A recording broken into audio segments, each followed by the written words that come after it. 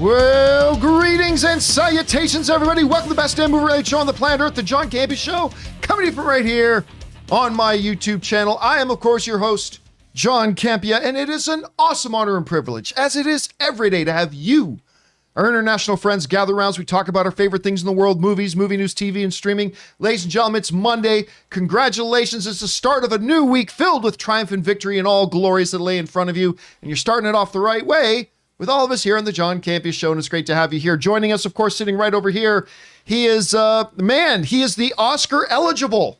Yeah. Robert Meyer Burnett. Robert, how you doing? John, it's a good day today unless you're looking at the stock market.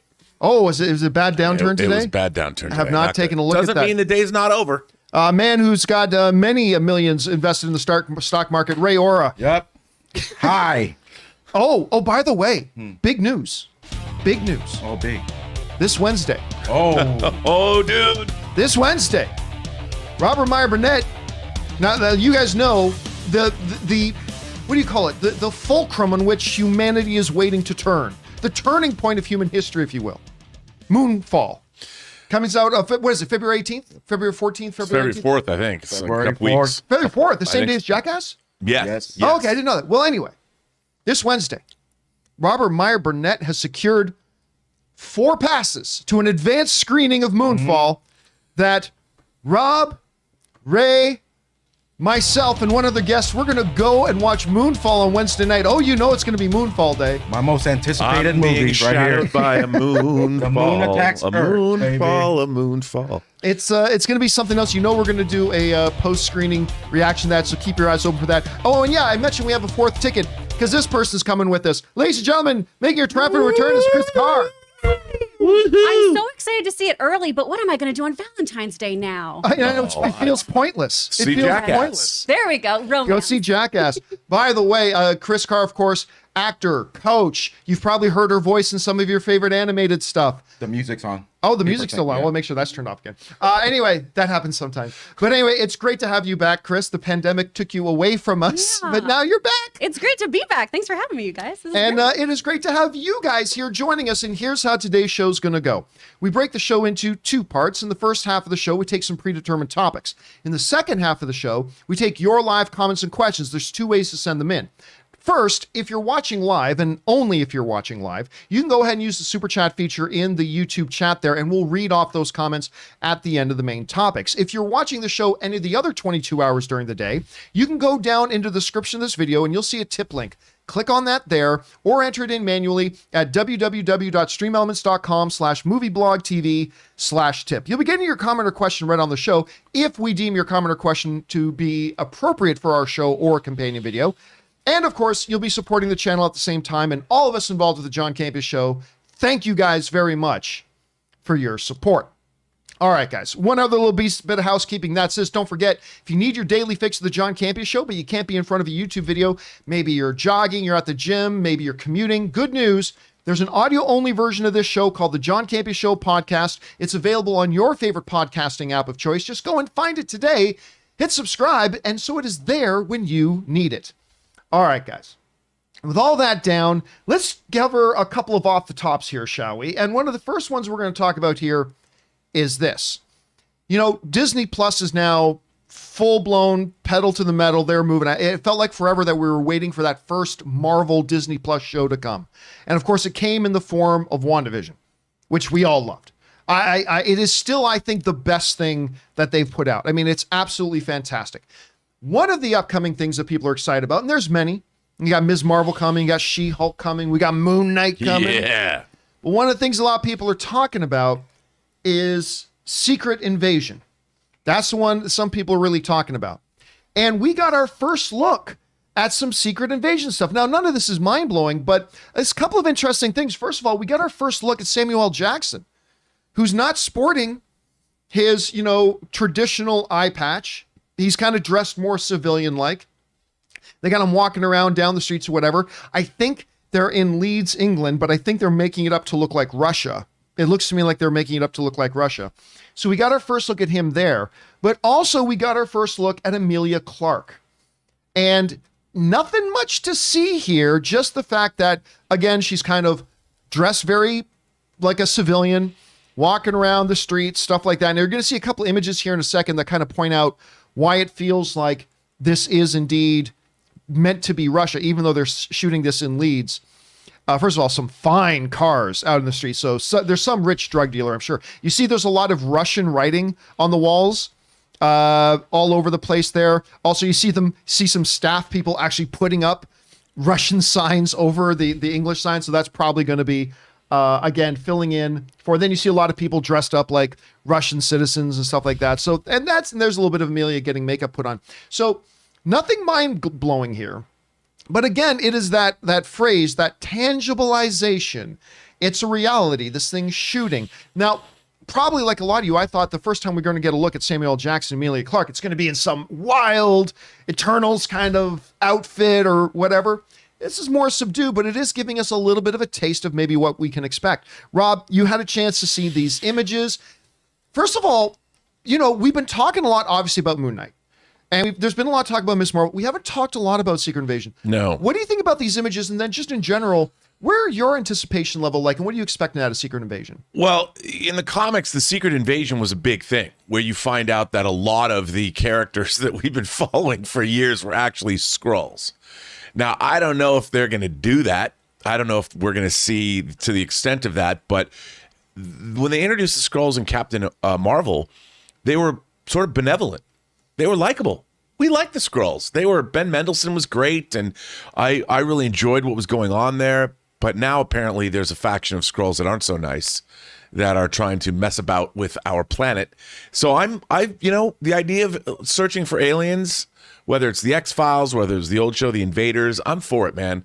Bring on an alien invasion of Earth. If suddenly we find out that Mark Ruffalo has been a Skrull the whole time, I'm there for that. That is an interesting question, though, because do we know there's a bad faction of the Skrulls and it's not something else they're fighting against? I mean, I've been assuming the same thing as you. Yeah. I'm assuming exactly what you said. But could it be something else? And if it is, what could that be? It could be a super Skrull. It could be I think we saw the Kree in Captain. One of the big things in Marvel history was the Kree Skrull War. So maybe there's something to do with that. I don't know. I actually have a hardcover of the Kree Skrull War. So I don't know. I'm curious to see where this is all going. But if it plays into what I suspect the next Avengers movie is going to be, which is Avengers Secret Wars, this could all be a part of that bigger design. Right. Anyway, Chris, you see these pictures. Mm-hmm. You see Samuel Jackson looking at Emilia Clarke. What do you think? What does that tell you, maybe? Or does it tell you anything? And where's your anticipation level right now for a show like Secret Invasion? I mean, it tells us so little.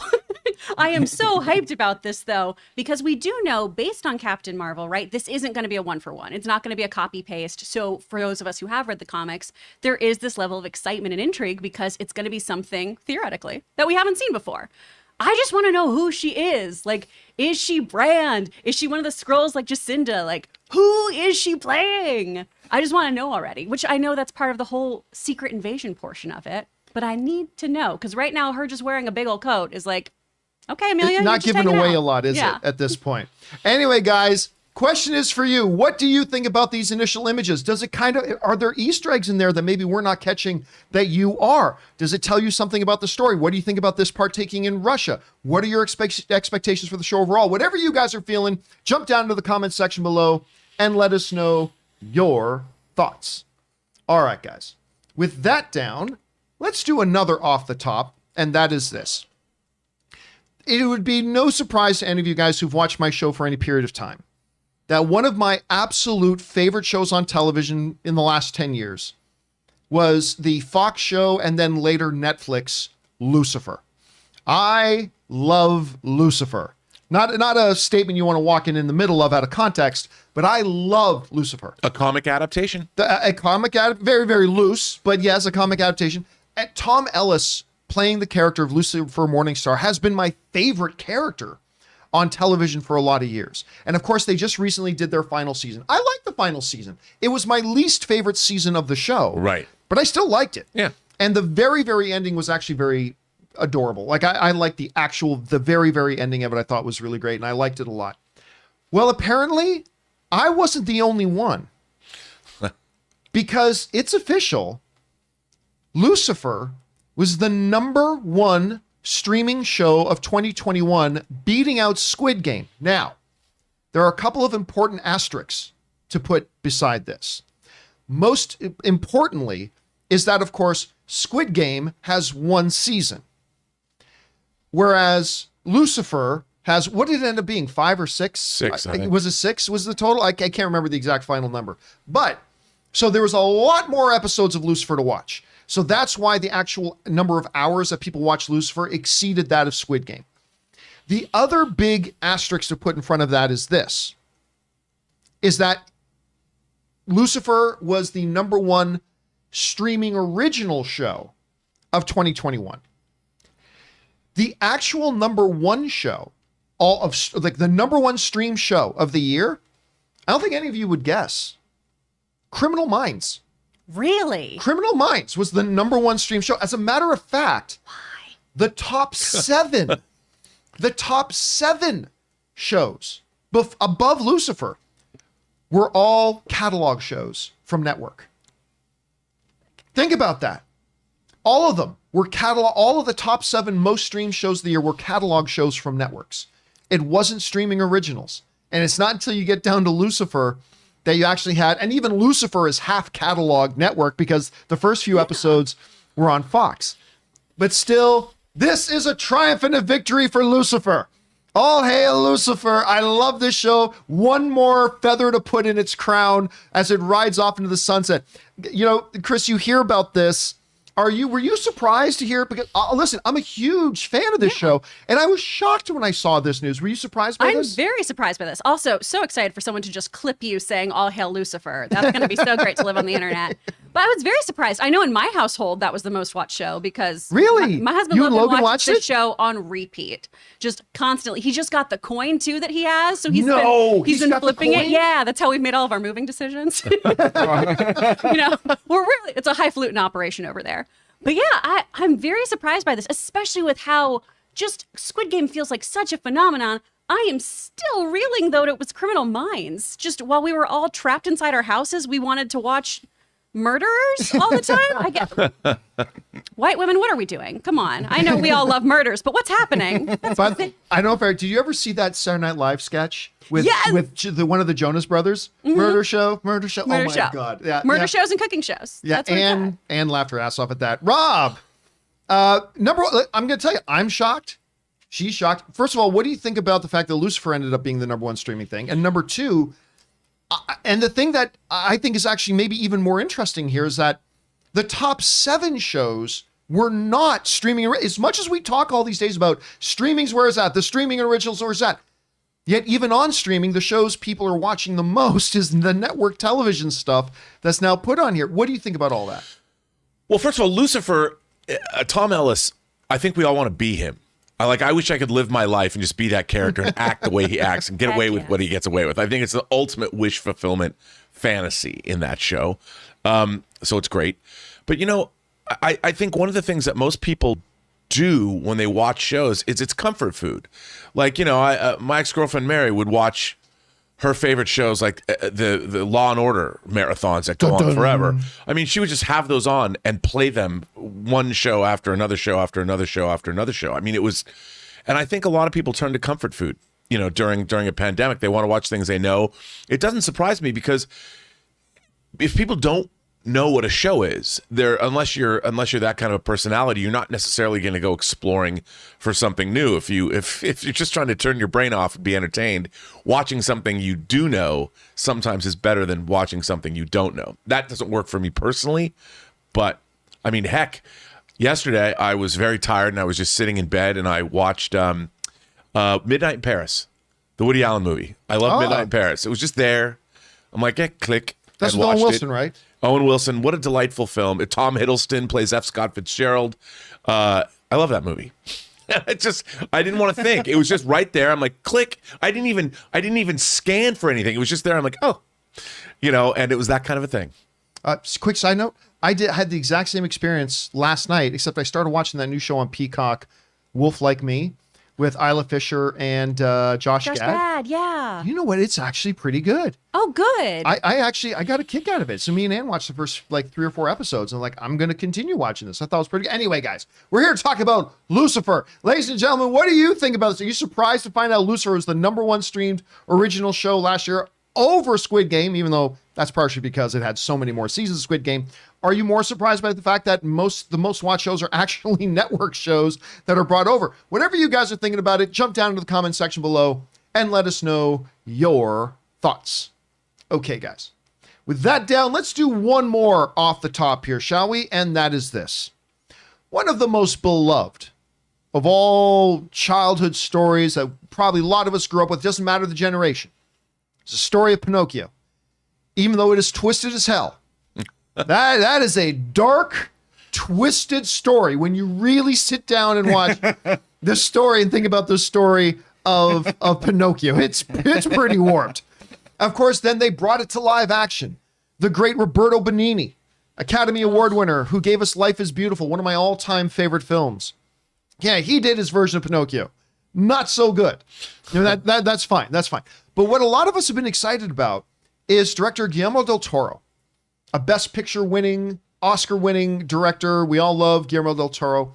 He's been talking for a long time about he's got his version of Pinocchio coming. And they just announced that Pinocchio will come out on Netflix in December of this year, December 2022. What is quite interesting, though, is that in the little teaser they dropped, we see and hear one character, and it's Ewan McGregor voicing the character of Jiminy Cricket, or whatever Sebastian S. Cricket, or whatever he called himself in it. But it's the look of the character. This is what Jiminy Cricket looks like. I mean, on the left is how we remember Jiminy Cricket. And on the right is, well, I guess that's actually how Jiminy Cricket should look. And he, of course, is in the trailer walking around telling the story about, oh, you're going to hear this story. And I was there. I lived in the heart of the little wooden boy.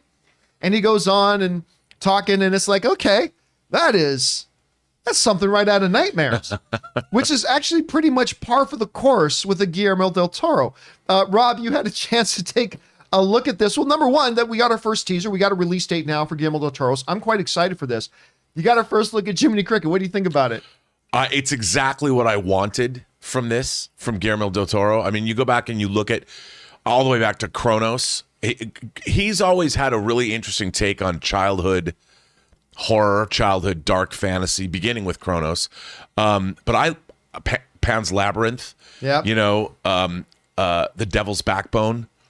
I've loved when he delves into this, and this looks like one of the most Guillermo Del Toro things that Guillermo Del Toro's ever made.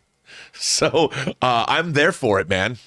Bring it on. Chris, I know you're a big Del Toro fan, so I knew this would get something you were probably going to be looking forward to a lot. I mean, really, it makes sense that this is what he would look like. It does make sense. It's a little bit taking it back. What do you think about the look of him? I love it because it's got some kind of James and the Giant Peach vibes. Yeah. Oh, it totally does. I love it. And just shout out to Brandon on Twitter, who alerted me to this trailer at 4 a.m. too. So I got to watch it when I woke up. This was wonderful. But I love when Guillermo del Toro is playing in that sandbox of his, Yeah. Nightmare Alley is a great film, but it didn't feel as Del Toro as I'm used to, right? I love the kind of weirdness that we get into in a lot of his worlds, the creature building. And while there were aspects of that, it just wasn't the sandbox that I'm familiar with, right? So seeing him just really dive deep again into animation and creature work and all of that, I am so hyped. And I just think this guy's precious. And if there's anybody I know in this room who loves Nightmare Fuel, it's Ray Ora.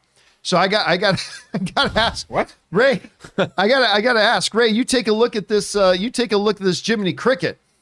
Like, what do you think? Is this I told the chat right now, I don't hate it. I actually kind of like it, to be honest. I mean, it doesn't look that bad. I mean, I welcome, like I said, if you're going to do the same stories over and over again, let everyone have their take on it. If this is his take, I'll accept it. Like, nothing bothers me about it. Also makes it a little bit more palatable to like somebody who might look and they go, but hearing the delightful tones of Ewan McGregor Exactly. saying, I am Sebastian S. Cricket or whatever. If makes someone's it going to live in a little boy's heart, I think it should be this character. Yeah, I mean, that could get kind of gruesome That's a too. little I mean, literally, he lives inside the wooden body. Yeah. Come on. So, Love it. and is he going to start to eat his way out? Are we going to see a Pinocchio screaming in pain? As this creature claws his way out? I don't know. Ladies and gentlemen, That's a Guillermo horrible del Toro. torture film that you. It's Yeah, when another he's turned into a real torture- boy, bores out of a bloody. Anyway, guys, question for you is, what do you think about this first look at the new Jiminy Cricket and the upcoming Guillermo del Toro's Pinocchio? I mean, again, it looks exactly the way it probably should look like, so maybe we shouldn't complain. Whatever you guys are thinking, jump on down to the comment section below and let us know your thoughts. All right, guys. Before we go any further here, let's pay a couple bills. And I want to thank the sponsor of today's video, our friends over at Liquid IV. We want to take a minute and thank the sponsors of this video, Liquid IV. Now listen, just one stick of Liquid IV added to 16 ounces of water will hydrate you faster and more efficiently than just water alone. It contains 5 essential vitamins like B3, B5, B6, B12, and of course vitamin C with 3 times the electrolytes as traditional sports drinks. And what makes Liquid IV so effective is the science of cellular transport technology, or CTT. You see, it's designed to enhance rapid absorption of water and other key ingredients into your bloodstream faster and more efficiently. It tastes great, and it's a great thing to take when you feel run down, you need your daily hydration boost, or even a little bit of hangover recovery. You know, Ann and I get up pretty early in the morning to go to the gym because we can't go to the gym at any other time during the day. And for the last couple of weeks, I have been drinking 1 full glass of water with Liquid IV, and all I can tell you is you can feel the difference during the workout. So go and grab Liquid IV in bulk nationwide at Costco, or you can get 25% off when you go to liquidiv.com and use the code Campea at checkout. That's 25% off anything you order when you use the promo code Campea, that's Campea, at liquidiv.com. Experience better hydration today when you go to liquidiv.com, and remember, use the promo code at checkout, Campea.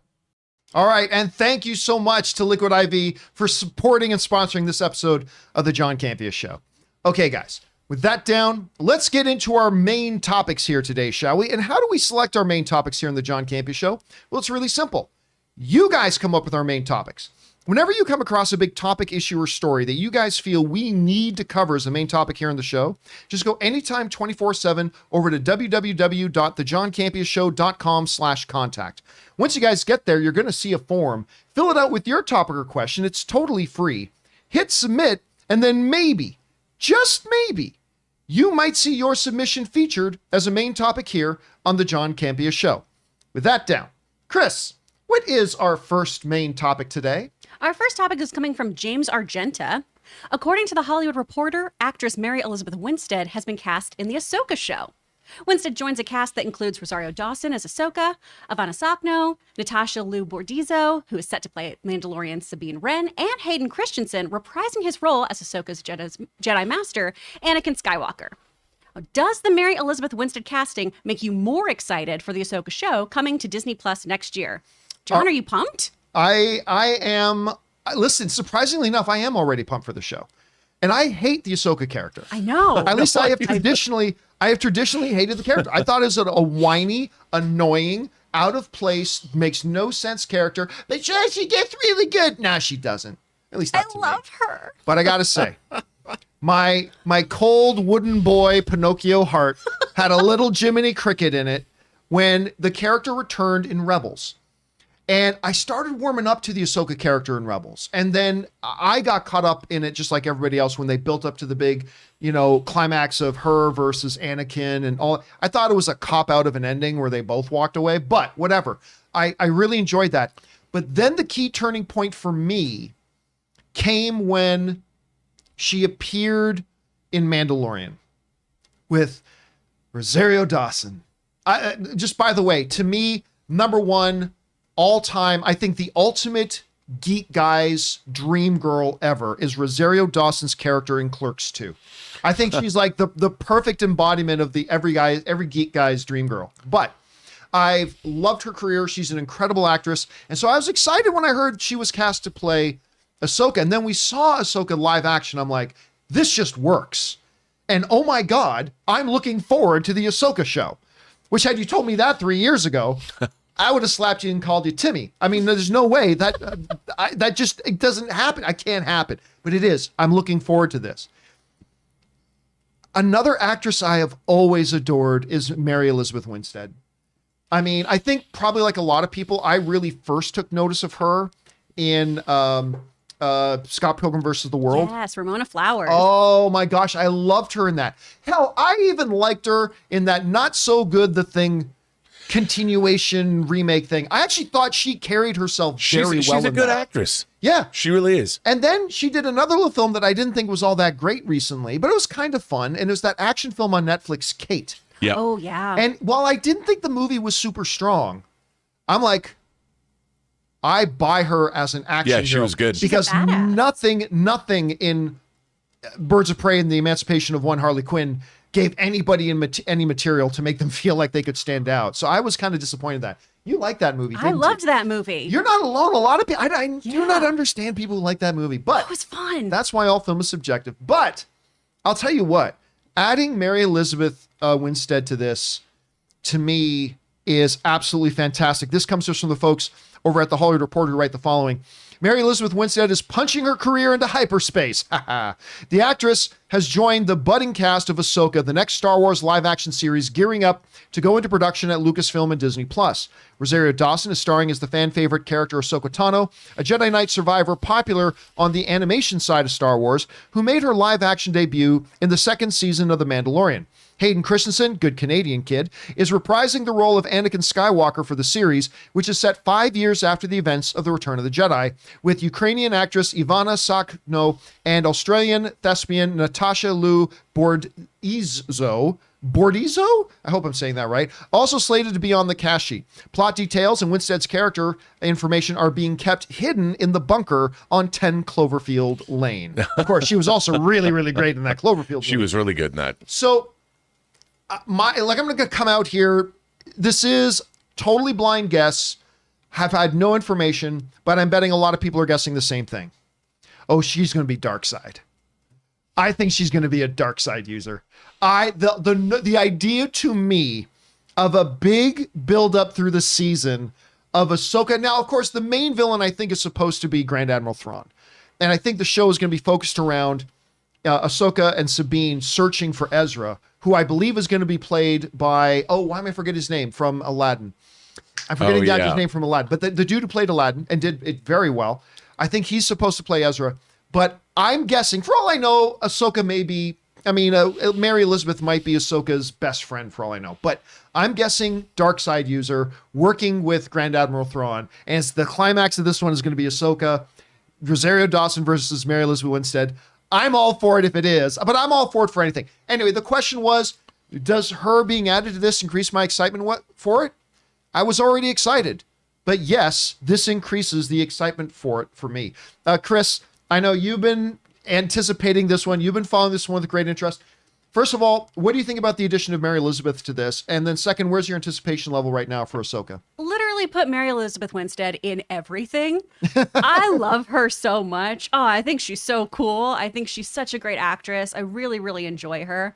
So it absolutely increases my level of interest here. This is just a great cast. It's really, really great. Is. And it's Mina Massoud. Mina Massoud. That's it. Thank you. I'm so excited he's going to be Ezra. I think he's wonderful too. I really, really am excited to see this story plan out.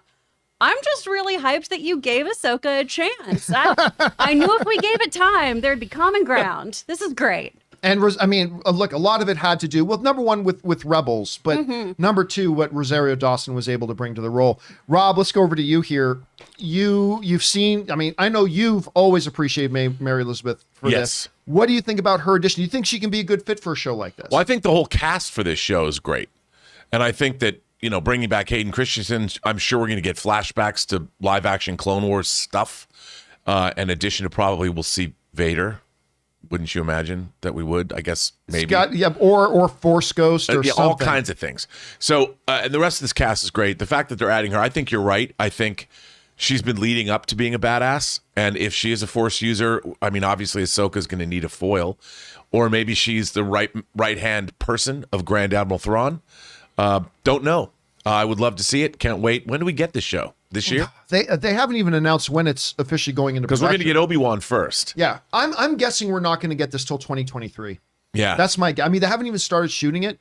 I mean, we are still obviously early enough of the year that you could start shooting it next month and have it ready for launch, say come December. But I'm thinking that's when Mandalorian is probably going to come out. Right. Season 3. So we'll have to see. Here's something. Let me know what you guys think about this.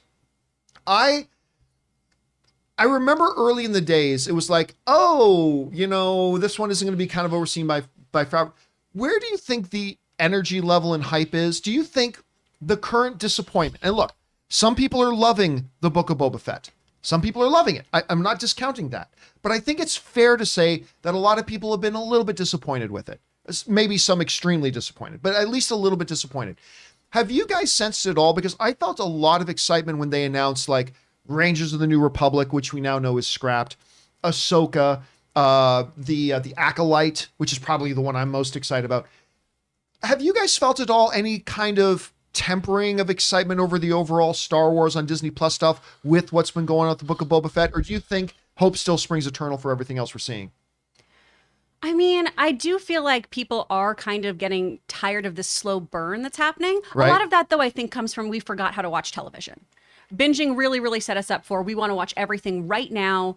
Give me all the story. I don't have time for character development. I don't have time for long, lingering artistic shots, which is very upsetting. That said, I think people are also experiencing burnout on Star Wars the same way people are experiencing burnout on some superhero properties. Right. I'm not one of these people. It's a renaissance for me. I'm thriving. But I do think people are a little inundated with stuff right now. I'm hoping, though, that everyone just sits back and lets it happen. I'm really enjoying the ride personally. I love all this content. Rob, what about you? What are you sensing? I think, like you always say, winning changes everything. I think the Boba Fett show it's been disappointing for me from the writing, but most importantly, the character of Boba Fett seems to be transformed in some way into something I didn't think he was. This idea of being a noble and fighting for the side of good almost. I think that people are perplexed and confused by that, but they're not perplexed or confused by The Mandalorian. That's true. And you have a new show that comes on like an Ahsoka show and it delivers the goods. I think Obi-Wan's going to be great. Deborah Chow directed that show. I'm so excited about that. I can't wait to see this. You got Ewan McGregor coming back as a legacy character, and he's probably the most legit actor, having played Obi-Wan for 3 movies. I mean, plus he's just a world-class actor. I think there's a lot of excitement. I think right now we might be just in a little bit of a rut because of one show. But you know what, John? One more good show wipes all of that away. It's true. Oh, real quick, can we talk about the Power Rangers who showed up, though, in Boba Fett? Oh, the Mos Espa Vespas? Yeah. Yeah. Oh, yeah. We've talked at length about, yeah. I just still can't wrap my head around that part. No, I want to like this, but I don't know why Voltron's here. I've seen Voltron. I've seen a lot of memes, too, about the gang from Back to the Future 2. Yes. Like, nice comparisons to that as well. Their own version of Power Rangers on... I don't know. Listen. I trust Favreau. Maybe he's got some big payoff for it somewhere near the end. Maybe they do all combine. One big Boba Fett. One big, they combine with their various mechanical robotic pieces combine, and they pull out a big sword, and then gonna be great. Wow. little goobly monsters run out that they've got to fight. It'll be awesome. Well, they are like half robots, so That's theoretically, what maybe they combine with their Vespas, and then they all combine into one giant. It's That's like not even Star you Wars. open your mouth and gold pours out, Rob. Telling you. Just pure gold pours out. Anyway, guys, question is for you. What do you think about this? Were you excited about the Ahsoka Tano show at all in the first place? If you were or weren't, whatever. But what do you think about the addition of Mary Elizabeth Winstead? I think this is great. How do you guys feel about it? Jump down to the comment section below and let us know your thoughts. All right, guys.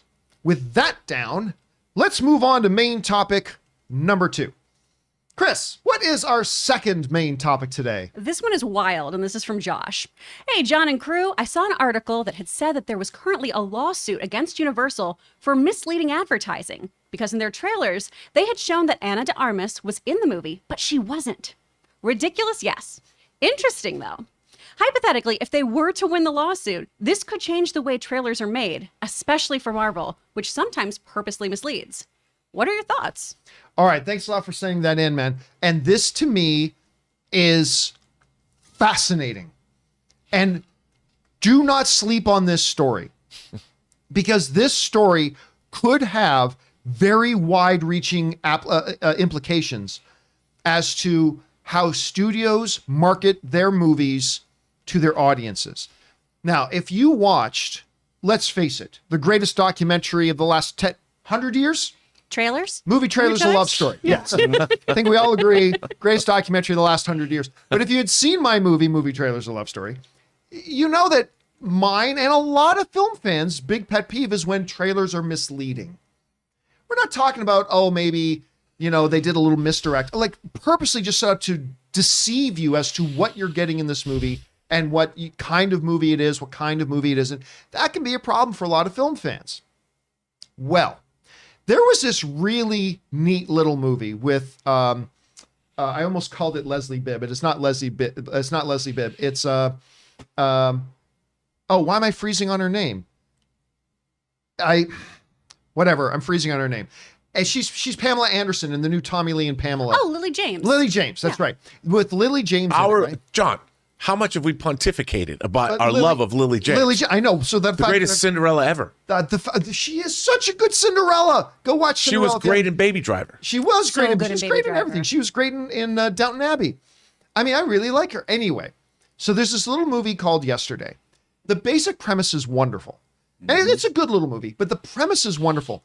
Basically, this dude, songwriter, getting ready to give up on his dreams, gets hit by a bus when he's riding his bike, gets knocked out. When he wakes up, everything in the world is exactly the same, except that the world has never heard of the Beatles. And so he starts playing Beatles songs, and all of a sudden he becomes the world's biggest rock star, right? Cool. It's a really interesting thing, and Lily James as a girl has always been in love with him and whatever. It's like, how lucky do you have to be that the girl you never noticed who was always in love with you was Lily James? So anyway, so great concept for a movie. However, in a scene in the movie, or in the trailers, the guy in question's on one of the late night talk shows, and he's on with Ana de Armas, who, of course, is one of the hottest actresses going right now. Her career is super hot right now, especially, oh my God, how good was her scene in James Bond? Her whole sequence in Bond was amazing, good. right? She was great in Blade Runner 2049, too. Oh, she was. And that's what a lot of people took notice of her. In Blade Runner For Blade 2049. Runner? Yeah. Very cool. So there's a scene, a very prominent scene in the trailers that it cuts to several times in the trailer where you see where Ana de Armas and this singer-songwriter kind of share a moment and whatever. Here's the catch. Those scenes, that scene that they go back to like 2 or 3 times in the trailer is not in the movie. And that has pissed off some movie fans who claim the whole reason they got the movie, they bought the movie on Amazon they rented it for $3.99. They're saying the whole reason they got it was because Ana de Armas is one of their favorite movie stars. They looked at the trailer on Amazon. There's Ana de Armas, and they watched the movie, and Ana de Armas is not in it. And they are suing for, I think it's $50 million or something like that, something along those lines. This comes to us from the folks over at Deadline. Read the following. Among other deceptions, now this is from the actual lawsuit, okay? This is text from the actual lawsuit. Among other deceptions, the defendant's nationwide advertising and promotion of the movie Yesterday represents to prospective movie viewers that the world-famous actress Ana de Armas has a substantial character role in the film. Defendant's movie Yesterday, however, fails to include any appearance of Ana de Armas whatsoever. Accordingly, defendant's advertising and promotion of the movie Yesterday is false, misleading, and deceptive. And here's the thing. Everything they just said is absolutely correct. The movie represents to the potential consumers, Ana de Armas is in this movie. So it is therefore reasonable to assume that some people acting on that promise decided to buy or rent or see this movie, only to find out that Ana de Armas is in fact not in the movie. Now, we have all seen and we understand that sometimes there are clips and scenes in trailers that are not in movies. Partially because, Rob, you and I have talked about this a lot, that quite often what happens is these trailers get made very, very early. And sure enough, their trailers included stuff that they thought was going to be a movie, but maybe later on the director decides to cut stuff out. It's purely innocent. But I can't remember, Rob, a time when a trailer actually had a famous actor in the trailer, and then the actor just wasn't in the movie at all. Just wasn't there. I remember the advertising for Mission Impossible 2, the trailer made it look like it starred Tom Cruise and Anthony Hopkins. And Anthony Hopkins is in the movie for like 5 minutes. But he was at least there. This to me is interesting. Rob, do they have a point here? And is this something they could actually win or at least settle? No. No. This is, I think this is, first of all, they didn't go into something that's promising them Ana de Armas. It's promising them a movie called Yesterday. Now, the fact that she appears in the trailer, you just pointed out, John, that it's understood that a lot of times movie trailers, and this has been true for decades since they started making trailers, there's always a couple of scenes or shots or things, even in Marvel trailers, they make shots specifically for a trailer that's not going to be in the film.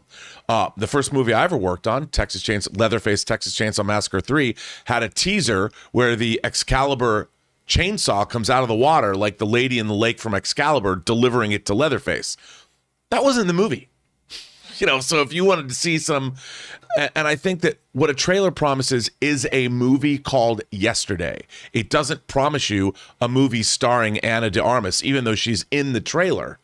That doesn't necessarily, think about the original trailer for Spider-Man, where it had the bank robbery scene where Spider-Man rescues and webs up a helicopter that gets trapped between the World Trade Center. That's not in the movie either.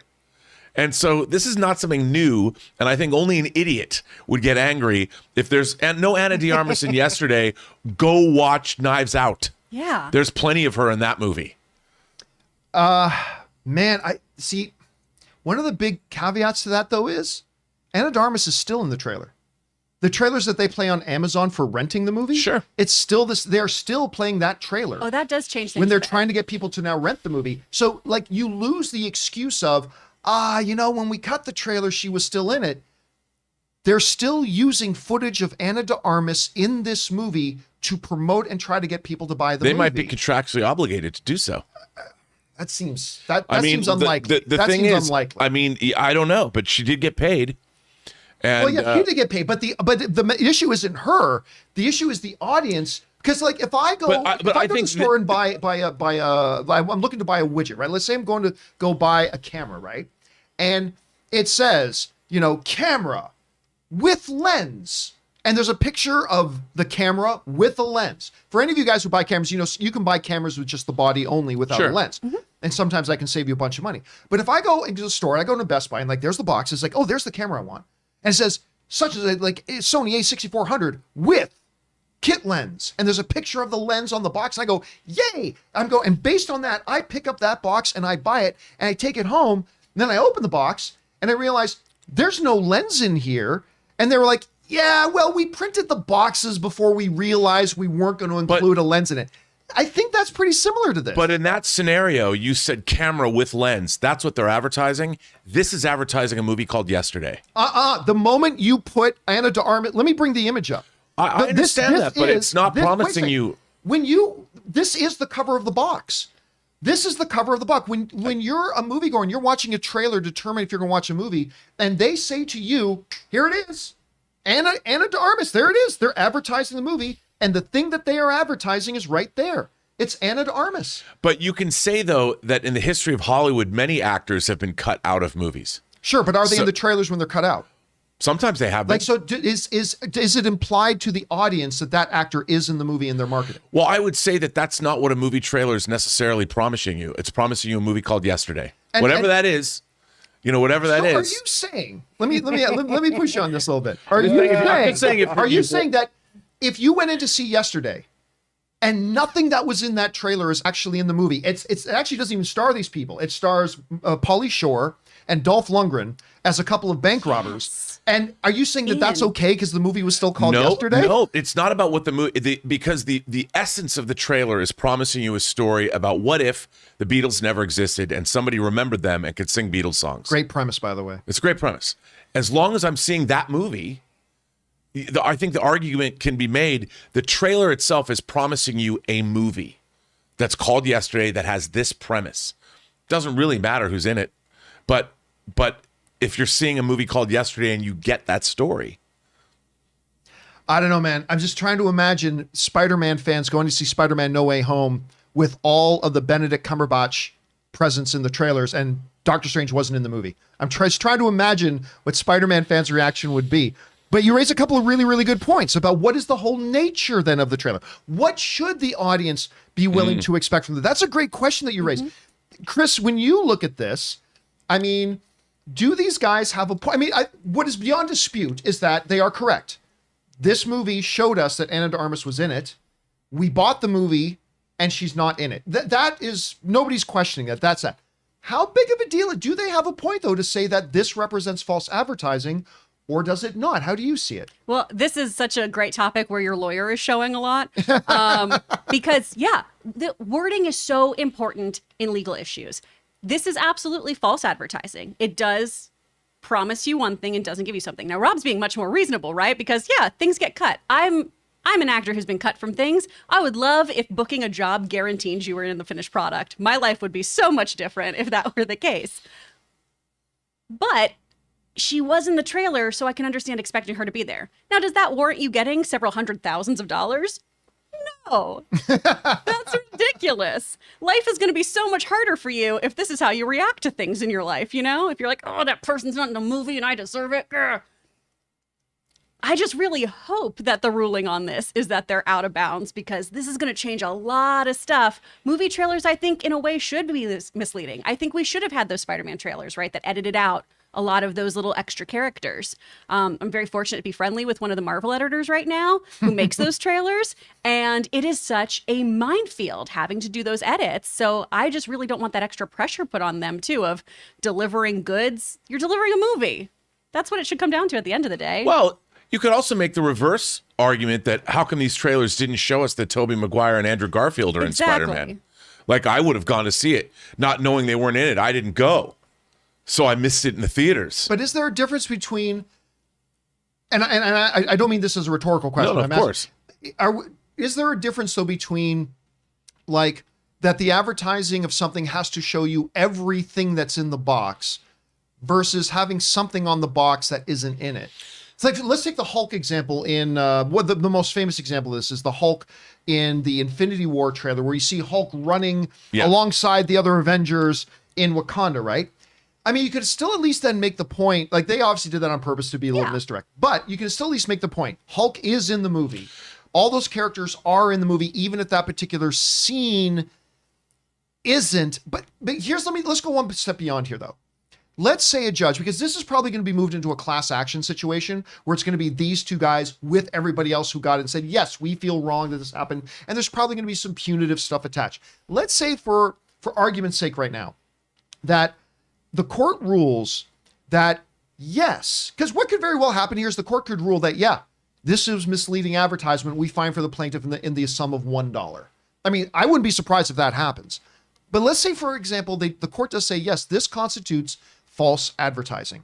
Having this person who is not just some little side person like a John Campea or whatever, it's a major, major star, Ana de Armas, who's only bigger now than she's ever been.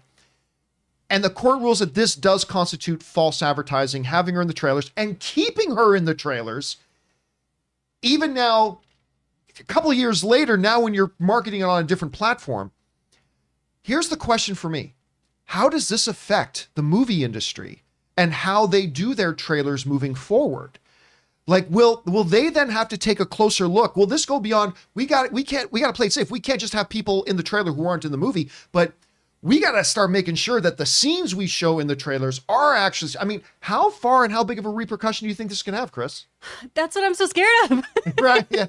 Because I don't want to watch a movie trailer and see the whole movie. I hate when that happens. I think that's such bad editing. I want a taste. I want a little sampler. Let me interrupt for a second, because before Ray sees it, but somebody in the live chat just asked a great question. Ray, what if there's no moon in Moonfall? How are you gonna feel? What if Moonfall is not actually a movie about the moon attacking Earth, but it's about 6 college kids who stand on the side of the highways and show their bare asses to cars driving by? First of all, I know Rob's already interested in that movie. but guess he As, brought as that long as it's under an hour and a half. 10 out of 10, baby. No. Like this whole thing reminds me of it's not even movie based. It's like just with advertising itself. It's under 90 minutes. Like Madden 22, right? I'm gonna talk about Madden 22. Right. They promised a new improved franchise mode, right? And I only play franchise in that game. They even if you pre-ordered it, they gave you franchise coins which you could use. Right? When the game came out, it was completely broken, no improvements, right? So they want to update it. They're like, "Oh, we're going to give you what we told you we're going to give you. We'll update it in October, whatever." Right? Then they sent that update. It wasn't anything. And then they say a bigger update coming up. It eventually led to them tweeting, "Oh, we're not going to give any more updates on franchise mode. We'll save it for next year," or something like that. Oh, I didn't even hear about that. Oh, that's bullshit. But what the thing is, people were able to get the refund. So that was like you just said, "Hey, I don't want Madden." They're giving straight refunds. So that's how they fix that problem. With these two guys, I have 2 free Redbox rental codes on my phone right now. I can give it to them right now if they're really so butthurt about it. I just think it's ridiculous. 50 million just for a rental? Come on. Well, I mean, a larger issue is why is our court system, is this really the best use of our court time? Is this really what we should be doing with our lives? And Well, maybe. I would say you have to prove damages. And I would say, so Ana de Armas isn't in this movie. How does that damage you as a human being? How does that damage you? You're out $3? Well, I mean, the idea of punitive damages, though, is the whole concept of punitive damages is also meant to set an example by the court to say, if you are a corporation, you cannot try to take advantage of consumers like this with false advertising. So, like, these guys wouldn't get a check for $50 million. It would probably be something else altogether. But I think a lot of really interesting concepts in race here. Like, what is a movie trailer? What is actually, Rob raises a great question. What is actually promised in a movie trailer? What is not actually promised in a movie trailer? If this gets, here's the thing. I asked the question, what happens if a judge rules it forth? What happens if a judge says no? Does this then open up the gates for studios to go, you know what? We can get away with anything now. We can put, let's put Arnold Schwarzenegger in the next trailer for Robert Pattinson's Batman and not have, I don't know. I think it's very interesting though. As long as it's him doing like a pun saying chill, Yeah. I'm here for it. But I think though that both studios, and I don't think studios want their trailers to necessarily be deceptive. You're right. Because the studios are promising a product and they want you to go see that movie. You know, they want you to see their product and like it. So what they're trying to do is make you feel the best you can toward going to this movie in advance, because ultimately it's still your choice as a consumer. You know, one of the biggest disappointments for me, as in like something that I thought was going to happen but didn't happen, was that G.I. Joe, the part 2 with Channing Tatum. Oh, when the Channing Tatum was in for the first 5 minutes, then gone. And I was like, because I wanted to see him and Rock go back and forth a little bit. Yep, no such. That's probably the most recent disappointment I've had when it came to. I mean, if you're going to get angry, I thought Rise of Skywalker was going to be good. I mean, come on now. True. If you're going to sue Disney for the whole sequel trilogy. And also the whole first part of the sequel trilogy was awesome. The Hulk running in the Infinity War trailer. I think if Infinity War was a bad movie, a lot more people would probably have a bigger problem with. No, you're absolutely, because Yeah. winning cures everything. Yeah. If the movie's great, everybody will overlook everything if it's good. You're right, though. That's a great point. If that movie ended up being terrible, everybody says like, oh, it's so cool that they put out a misdirect with the Hulk. Okay, that's because the movie was great. If it wasn't great, I bet everybody would be like, and they lied to us with These the guys Hulk. must have not liked yesterday at all. Yeah, well, maybe. Anyway, guys, listen, the question is for you. I think this is a fascinating topic. I think a lot of interesting points have been raised. What do you think about this? What do you think about fans actually taking a studio to court over the thing? Is you showed us this big movie star in the trailer, and that movie star wasn't in the movie. Do you think there's a point? Do you think it's being taken too far? However you guys feel about it, jump down to the comment section below and let us know your thoughts. All right, guys.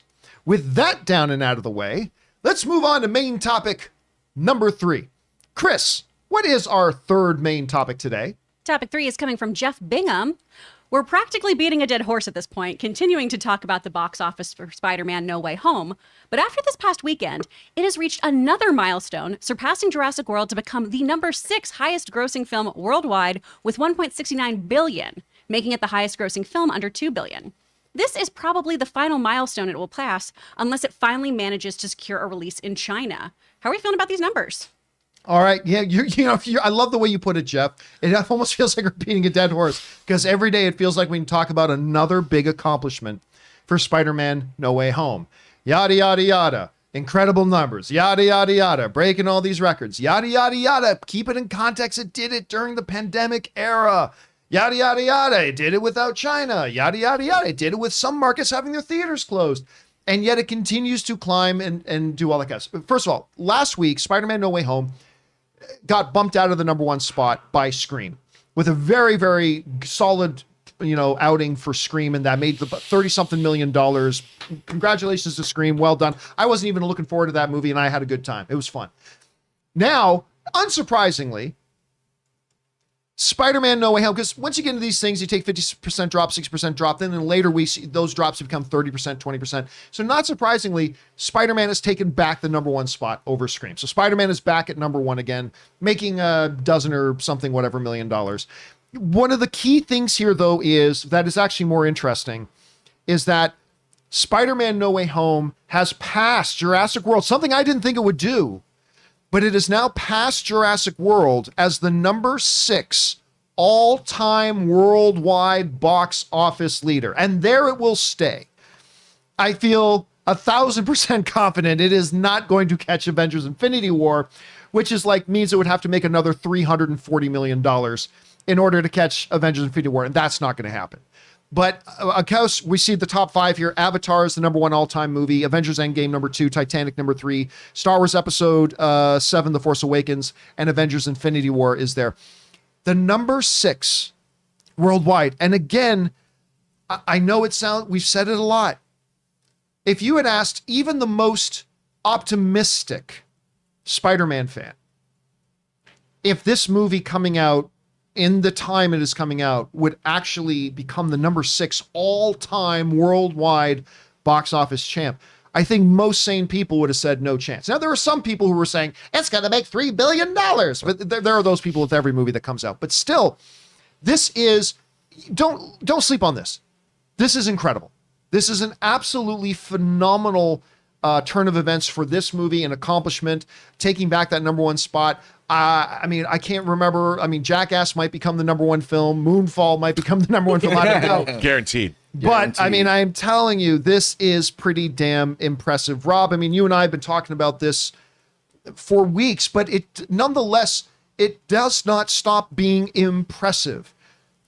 And I think too many people are sleeping on the fact of what this movie has accomplished, given the circumstances. It's now the number 6 film all time. I didn't think it would get there.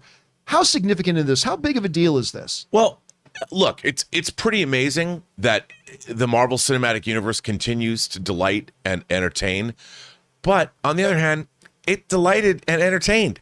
I was sitting in a movie theater I was sitting in a movie theater with you. Yes, sir. Because you got us into a theater full of fans of this show and fans of the Marvel Cinematic Universe. And we sat in that theater, John. The excitement was palpable on numerous occasions, even more so than Endgame or Infinity War. There were audible gasps and laughter and delight, and people just had a damn good time. And this is exactly why we go to big budget franchise entertainment. And I think it just goes to show you that when you have that and people get what they want, they'll show up. So often we go to these movies and they leave us with a twinge of disappointment. Whereas this film, as it moved along, you got more and more and more invested. And not only did it play the nostalgia cards and all that, which were great, but then it also gave us real emotion and pathos. At the end, it's really the story of 3 brothers who didn't even know they were brothers, who come together and give us a feeling that you don't normally expect from a comic book movie like this. And I think that that's what it delivered. And when you're able to do something like that, lo and behold, you make lots of money. And did you hear, speaking of that Andrew Garfield, that line at the end where he's like, I love you guys. That was ad-libbed. Oh, yeah. They completely ad-libbed in that. Here's the other thing to remember about that. as you're sitting in these theaters, and I remember when we were lucky enough that we had a private theater booked for us for Spider-Man, but the whole theater was playing Spider-Man. Yeah. And you could tell by looking around, you could tell even in our theater, that was a lot of people's first time back to the movies in almost 2 years. Yes. And you could feel that energy and that excitement. Chris, as you look at this and you're seeing, they continue to hit these milestones, break these records, number 6 all time. What's the significance of all this to you? I think it's just going back to what Rob said. It just shows you the power of storytelling. Because I went and saw this movie, not in a private theater. I wasn't invited to that. I was out with the Unwatched Massive. But I had seen a couple movies in theaters by then.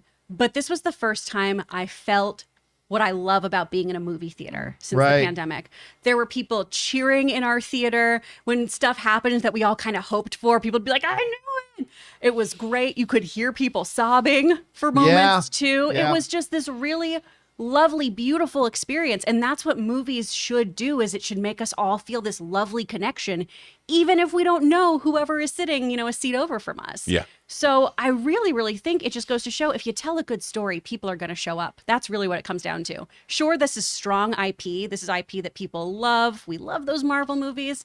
But I know a whole bunch of my friends who aren't comic book people who adored this film and then went back and started falling in love with other Marvel movies. So I think it's just showing you what we can do with movies. It's the power of movie making. And also, whether you like the movie or not, I think during this time, this is exactly the movie we needed. Yeah, for a lot of people. Absolutely. Yeah. Being at home, not seeing their friends, it was the perfect movie in such a bad time. You know what I mean? It's such a scary time. We all needed this. This was like the best experience I've had since the first Avengers. Like, it'll be forever stuck in my memory. So, I mean, and also, there's going to be a third trailer. During the Super Bowl, if they show Andrew and Toby, it's coming. It's coming back to theaters, I'm telling baby. you, it's coming. Because at the Super Bowl halftime, you're going to have Dr. Dre, you're going to have Snoop, and then you're going to have rising out of a platform out of the ground, the 3 Spider-Men, and they're going to swing around the thing. It's going to be awesome. I'm telling you, it's going to happen. This third trailer, John, is still coming. Such a dick. Anyway, guys, the question is for you. What do you make of this? The fact that Spider-Man not only has gotten the #1 spot at the box office again, that's not that big of a deal because of what's out. But I mean, it's taken the number 6 all-time worldwide spot, which is incredibly impressive. How do you guys feel about this? Jump down into the comment section below and let us know your thoughts. All right, guys. With that down, let's move into our final main topic here today. Chris, what is our 4th and final main topic today? This one's from Austin Michaels. Following up on a story you guys talked about last week with the Batman being about 3 hours long, did you see that apparently they had already screened a 4-hour cut of the film? What do you think they cut over an hour out of the movie? Was it to keep it from being too long? Was one of the storylines in the movie not working? Do you think they did this just so Ray would have a little more downtime? What do you guys think? I think that's exactly what it is. It's like, that Ray Ora guy. Let's do something with that. He's not sitting through 4 hours. Listen, here's the thing. It's been a big topic of conversation the last couple of weeks about what is the runtime of the Batman going to be? And it turns out the Batman is going to be the 2nd longest theatrical comic book movie in history, only behind Avengers Endgame.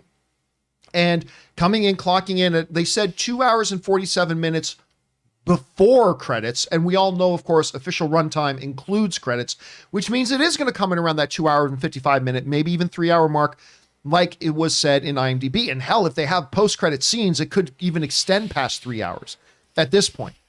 But that's what we got. And it's interesting that they do that because normally with a lot of these franchises, they'll start, and then as the movies progress, they'll get longer. Matt Reeves isn't effing around. Matt Reeves is like, no, man, I got a story to tell. And I'm trying to create this world, this new idea of Batman, this new incarnation of Batman, and a different way of looking at Gotham and the world that surrounds it. And we are going to go balls to the wall. We're going to go heavy on this, and we're going to do what I want to do. And it's going to be like 3 hours long. Number one, kudos to Warner Brothers for letting him do this, because not every regime at Warner Brothers the last number of years would have allowed that to happen. So they've allowed this to happen. Good on them. Whether or not 3 hours is the right runtime or the wrong runtime for this movie, we won't know until we see it. Like, we may come out and go, man, that was good, if they had sliced 20 minutes out of it and just made it move a little better, maybe we'll come out of it going, that movie needed 30 more minutes. I mean, who knows? We will have to wait and see. But a 3-hour thing of this movie is coming. It remains my number one most anticipated movie of the year. So excited. Yes, even more than Thor: Love and Thunder. Yes, even more than Doctor Strange 2. Yes, even more than all the other great movies that come out this year. The Batman is the movie that I am most excited for. Well, even though this might be something out of Ray Orr's nightmares, it wasn't just a 3-hour. They recently screened a 4-hour cut of this film. This comes to us from the folks, Ray's so excited about this. This comes to us from the folks at Coming Soon write the following. In a new edition of the Hollywood Reporter's Heat Vision newsletter, it was reported that some test screenings for the Batman showed off an early 4-hour cut of the film. While it's unlikely that the film was ever planning on releasing a version of the film that long in theaters, it does go to show that there still seems to be a decent amount of content that director Matt Reeves has put at his disposal for potential director's cuts, or, more importantly for me, potential bonus features to be attached to the movie and all that kind of stuff. All right, let's talk about this for a second. Number one, whenever you hear reports about early test screenings, it's bullshit. Just assume the moment you hear a report of anything about early test screenings is bullshit, unless it comes from the studio itself or it comes from the Hollywood Reporter or Variety. If it comes from there, you know that's real. So there was a test screening of 4 hours. Number two, contrary to what was asked in the question, they didn't cut this movie down to 3 hours. Like they said in Coming Soon, they were never going to release a 4-hour version. It's just that once you make this a movie, you make it, and then you start the process of editing it down. Mel Gibson, I quote this all the time, Mel Gibson once famously said on the extra features of Braveheart, he said, cutting out scenes of your movie is like killing one of your own children. Because you spend years planning, prepping, building sets, getting everybody on set, spending days or even weeks filming a certain sequence, and then you cut it out of the movie. But you always have to do what's best for the movie. But still, early in the process, you're going to have a longer version, and it's going to get shorter and shorter and shorter and shorter. But what it does tell me is that the fact that they even got down to a screening version of this that was at 4 hours tells me Matt Reeves has a lot to say. Because you'd think probably a lot of material got cut out of this movie before that screening stage. So it tells me he's got a lot to say. It tells me that there is probably going to be a lot of bonus feature stuff to going into this. And it tells me it makes the 3-hour runtime make more sense. Now that 3-hour runtime starts to make more sense. That tells me that Matt wasn't just, because look, I love Peter Jackson, but guys, one of Peter Jackson's biggest flaws to me, especially after Lord of the Rings, was never wanting to cut out any of his own material. You especially saw that in his King Kong movie, because there was a good 45 minutes to an hour of that movie that could have been cut out. But what this tells me is that Matt Reeves, because if you just see a 3-hour runtime, you're thinking, well, maybe it's just filled with a lot of fluff. If they were screening a 4-hour version, that means this 3-hour version we're getting is the lean version of this movie. And that excites me. Yeah. That excites me a lot. Anyway, Rob, let me ask you this. You hear about this, you see that they've already done some test screenings with a 4-hour cut. What does that tell you about maybe how Matt Reeves is approaching this movie? And what does that tell you about the 3-hour version we're ultimately going to end up with? Well, I think what a lot of people don't understand about film editing is you can have all of these great scenes. Like, let's say you're shooting a bunch of scenes and all those scenes are 5 pages long. When you see them all cut together, they can play long because you're conveying information the audience is understanding through a gesture or an editorial decision can tell you the same thing that lines of dialogue do as well. So when you're cutting a movie together, you might have shot a brilliant 5-page scene that's 5 minutes long. But when you really get down and edit the scene, it might wind up being 2.5 or 3 minutes. So you've lost 2 minutes of the scene, but the scene's still really good. It still really, really plays well. So I'm sure that this film is, like we've talked about, very complex. It has very many different storylines that are playing. Probably, what are the City Fathers doing? What is the Riddler doing? What is Penguin doing? What is Catwoman doing? What is Batwoman doing with Catwoman? What all these things are happening. There's a lot of moving parts. This is not just Batman versus one villain.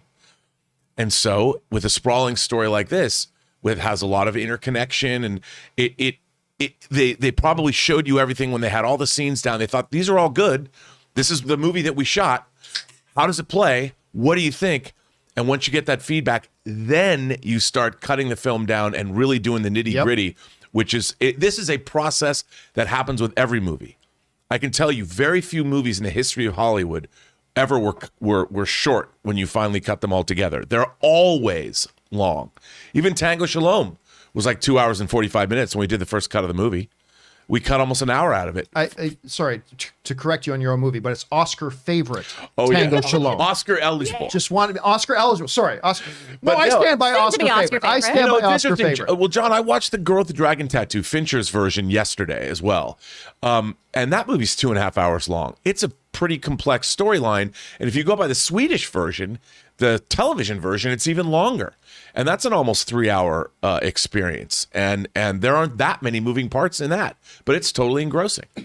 When you look at this, Chris, and you see, first of all, we haven't had you on when we were talking about the 3-hour length, but first of all, we're getting the Batman. This is going to be like 3 hours long, but there was a 4-hour version. When you hear that there was a 4-hour version already screening, does that give you any kind of insight as to maybe what we can expect in this 3 hours? What tells you about Matt Reeves' philosophy? What are you expecting out of this? Absolutely. Because it's Matt Reeves, I'm expecting so much world building, right? This is somebody who brought us the Planet of the Apes remakes, the Cloverfield film, which has so much stuff. We've talked about that on the show before, just all the intricate background things, all the Slusho ads and everything. He really, really fleshes out a world. So for me, a 4-hour runtime makes sense. And yeah, of course, that needs to be whittled down. That's a long time even for me to be in a movie.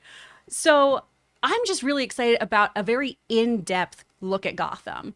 There was just a scene released recently, that funeral scene, right? Oh, my don't goodness. even That have funeral Robert- scene was so good. It's so good. Robert Pattinson doesn't speak a word in it. So that's some of the stuff I'm expecting too. Lovely long shots of just some brooding and emoting because the camera is so much smarter. It's going to pick up everything these actors are doing. Yeah. So just those little micro expressions, everything. That's what I'm excited to see. A really well acted, really nuanced Batman film with some cool characters. And that, by the way, I'm We so didn't glad talk you brought about up the that funeral funeral scene. scene. But that just silhouette of the Riddler up in the balcony of the church, just with the eye contact being made. I'm like Robert Pattinson's look as Bruce Wayne in there, maybe wouldn't have been my design choice. He's a little early 2000s My Chemical Romance. Yeah, but I'm telling you, the intensity. I'm so glad you brought up too that we didn't get a word out of him.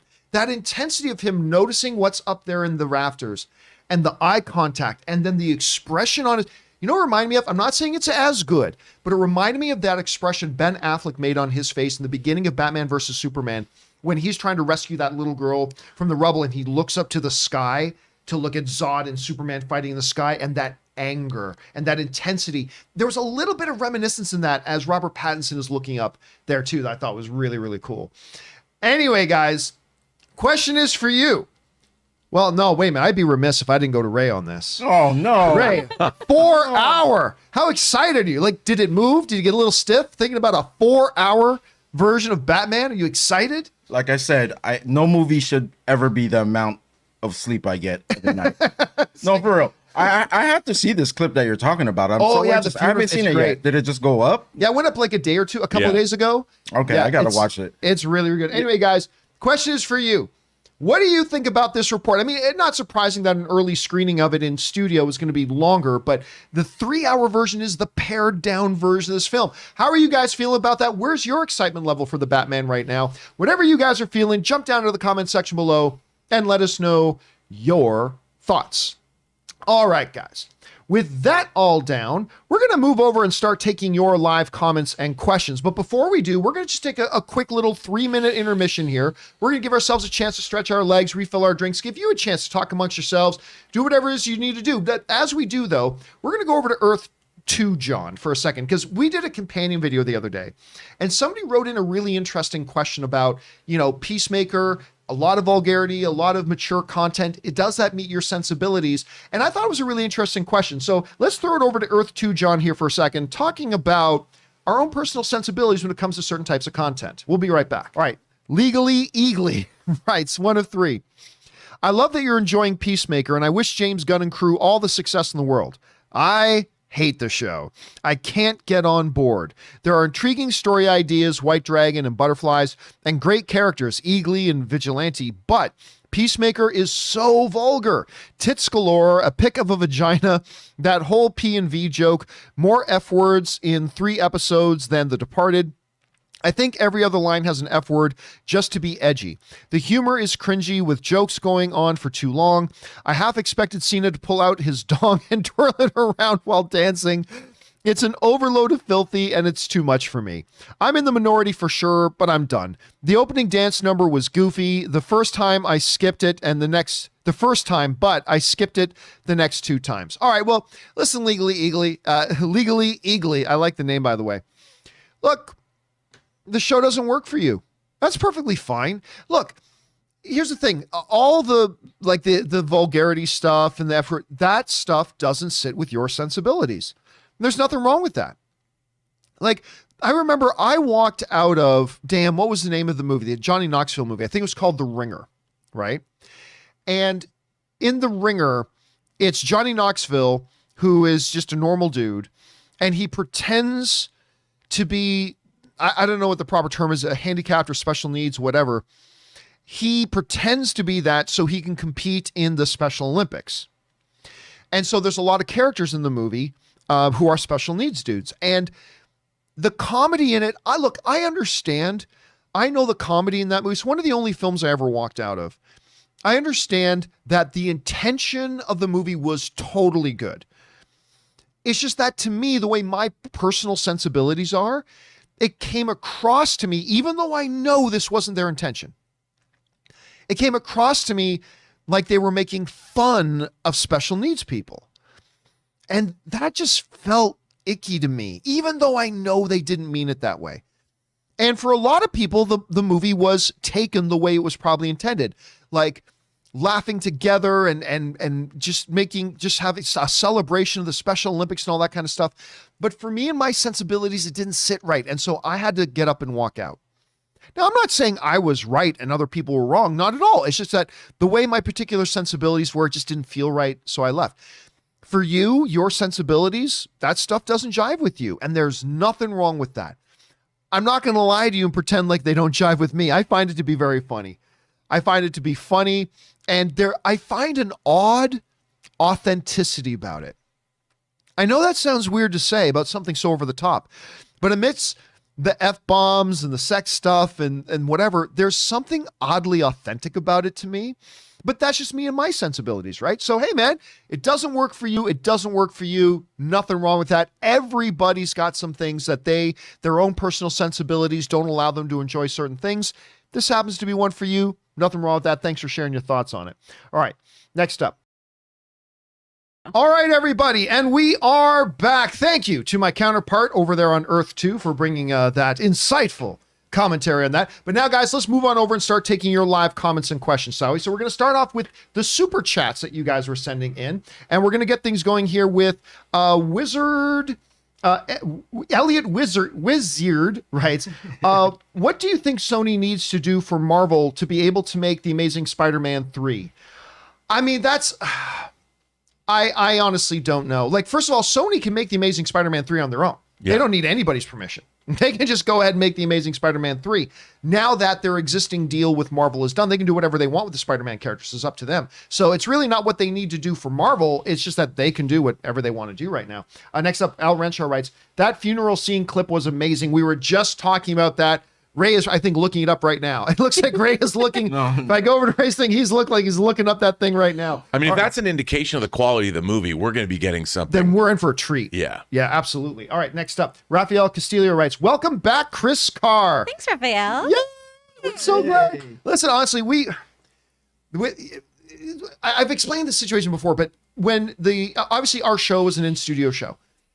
When the pandemic hit, we started to go remote. And we tried with Chris. We weren't quite able to make it work with Chris remote. I lived next to construction. My Wi-Fi was going out all the time. Yeah, it wasn't quite solid enough, reliable enough for us to do it that way. And so she wasn't able to be on the show. And then when we started doing things in studio, and then we had an opening here, she was the first person I called. I said, are you ready to come back?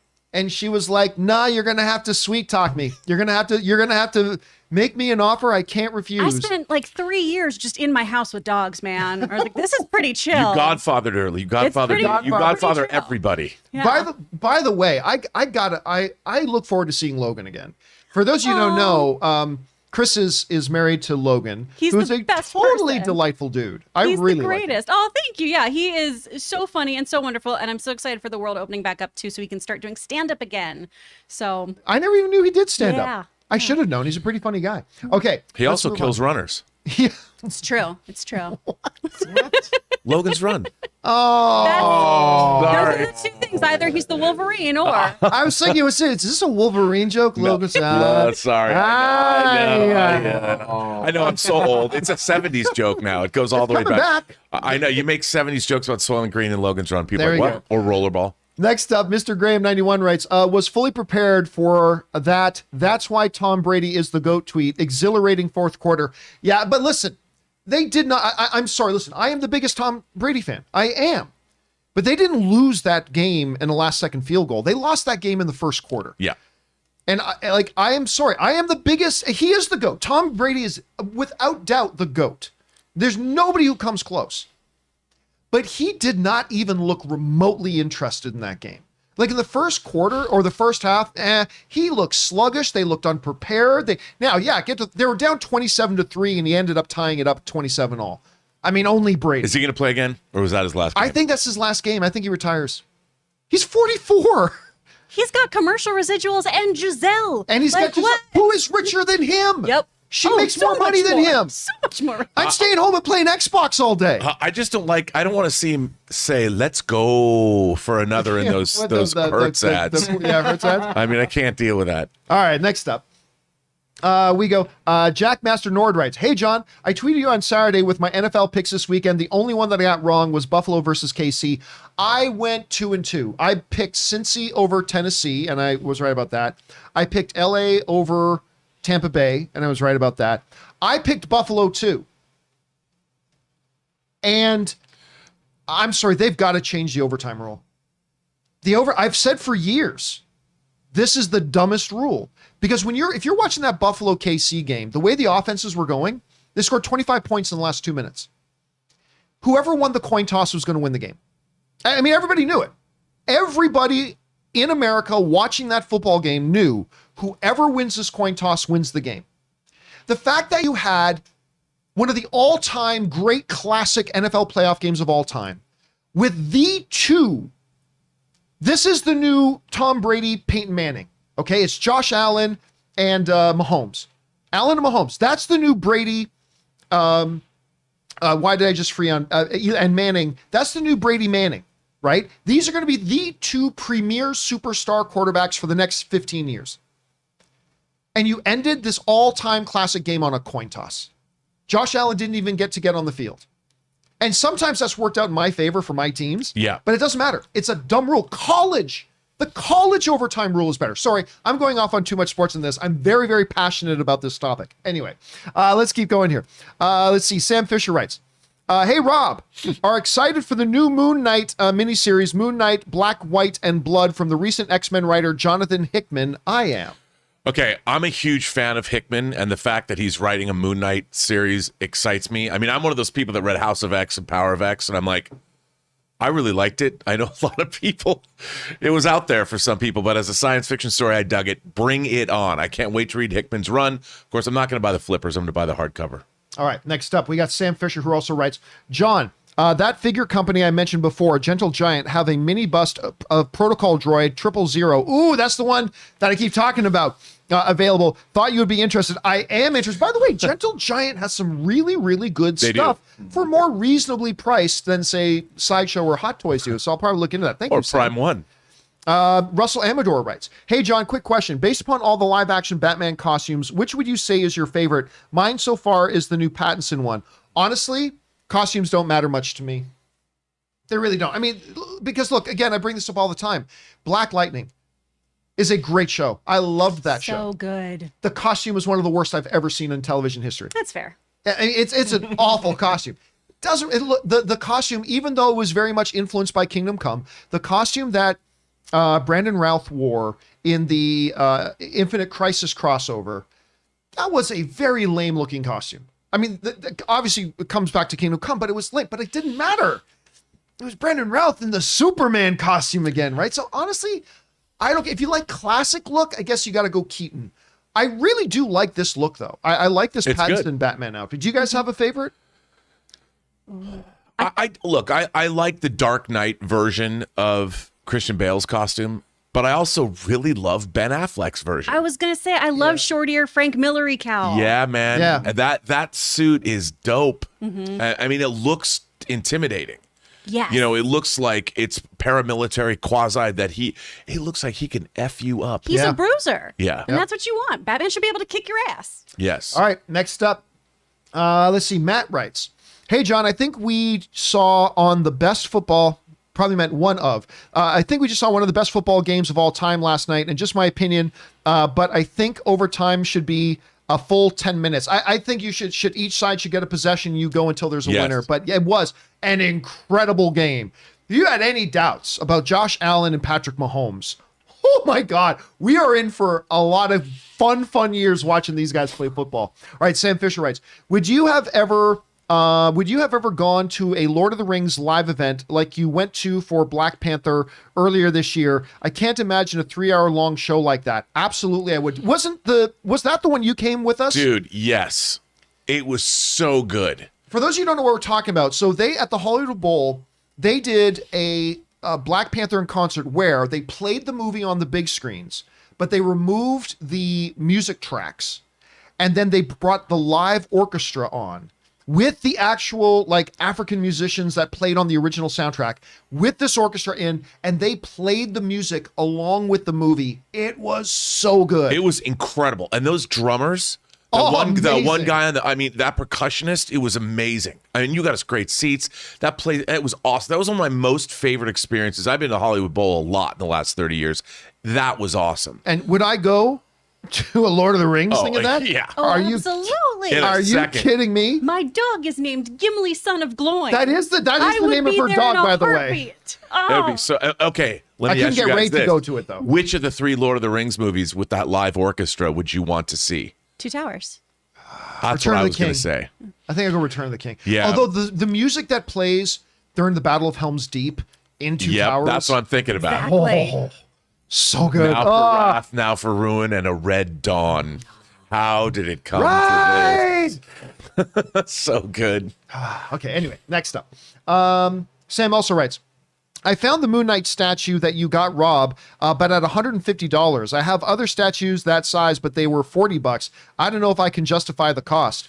I can't remember what I paid for yours. I made a video about it. I was in Frankensons when I bought my Captain America Infinity War hot toy. First hot toy I've bought in like 5 years. And it's a good one. And it's a really good one. Why It's still is in it the still in box. the box? I know. Rob is very disappointed in me Come that's on, still in the box. You know what I should do? I think I'm going to take it out of the box, maybe put up a stand right beside you and have it right beside you in the shot. Yeah. I have a very real question about this. You don't want to keep it in the box?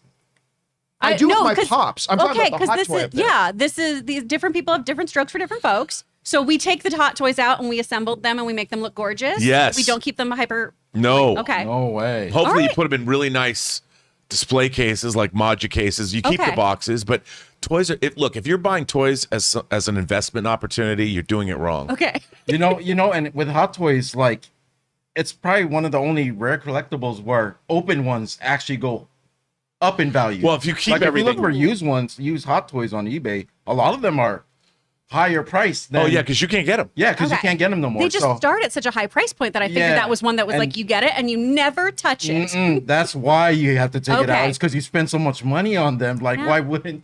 No, Yeah, that's the only okay. reason I keep my pops in their box, like somebody says, oh, do you keep them in the box? No. The only reason I keep the pops in the box is, number one, I think the box is gorgeous too. But number two, they're much easier to display because you Yeah, can stack them Exactly. Right. on Yeah. top of each Exactly. other, Yeah. right? You're, So- you're not really like posing your yeah, pops. yeah, exactly. Okay. I do love my pops. Thanks for explaining that, y'all. All right, next up, we got Rafael Castillo who writes, Robert Meyer Burnett Look up a book called Liar. It's chock full of villains, liars, floor plans from tons of films, black with silver type and illustrations. Are you familiar with this I don't one? know this book. Sounds like it's right up my alley. It sounds though. like a great coffee table book. Yeah, though, for a movie absolutely. fan. That sounds good. I wonder Thanks what for it's the called. recommendation. It's a Raphael. movie book. I'm not Called Liar. It's chock full of villains, liars, floor plans from tons Lair. of films. You know what's not a good coffee table? Is it book? Lair? Is that so? It's Lair, not Liar. Oh, you're right, Lair. I misread it. Sorry about that.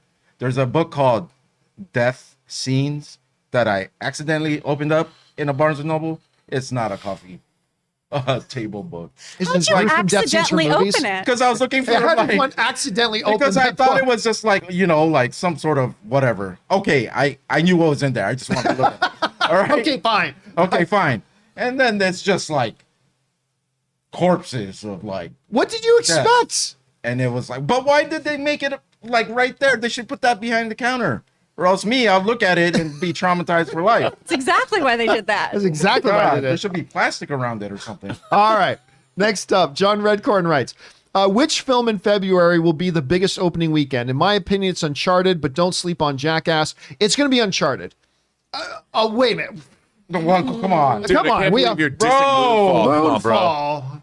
I mean, honestly, I think it's going to be Uncharted. Look, I don't think Uncharted is going to open to $100 million, but I do think it's going to be the biggest opening. I know I'm going to be there opening night for Jackass. Are you really? Oh, yeah. Opening night? Yeah. We already got my Johnny tickets, man. Knoxville. Opening Oh. tickets. I cannot wait. But is there any, is there any disagreement there? It's going to be Uncharted? No. It's Especially probably top- Uncharted, but I'm not excited about it. I'm actually quite I excited. really like that. I know that I should just be over it, but I love that Nathan Fillion short film he did. I know. And- With Stephen Lang? Yes. Yeah. That Alan Unger directed. Tom's just so young. But at least Marky Mark has a mustache now. There's that at least. That's fine. I'm Making actually quite concessions. interested in Antonio Banderas as the villain. So much blood. I was like, no, Antonio, too sexy. Okay, that looks good to me. All right, next up.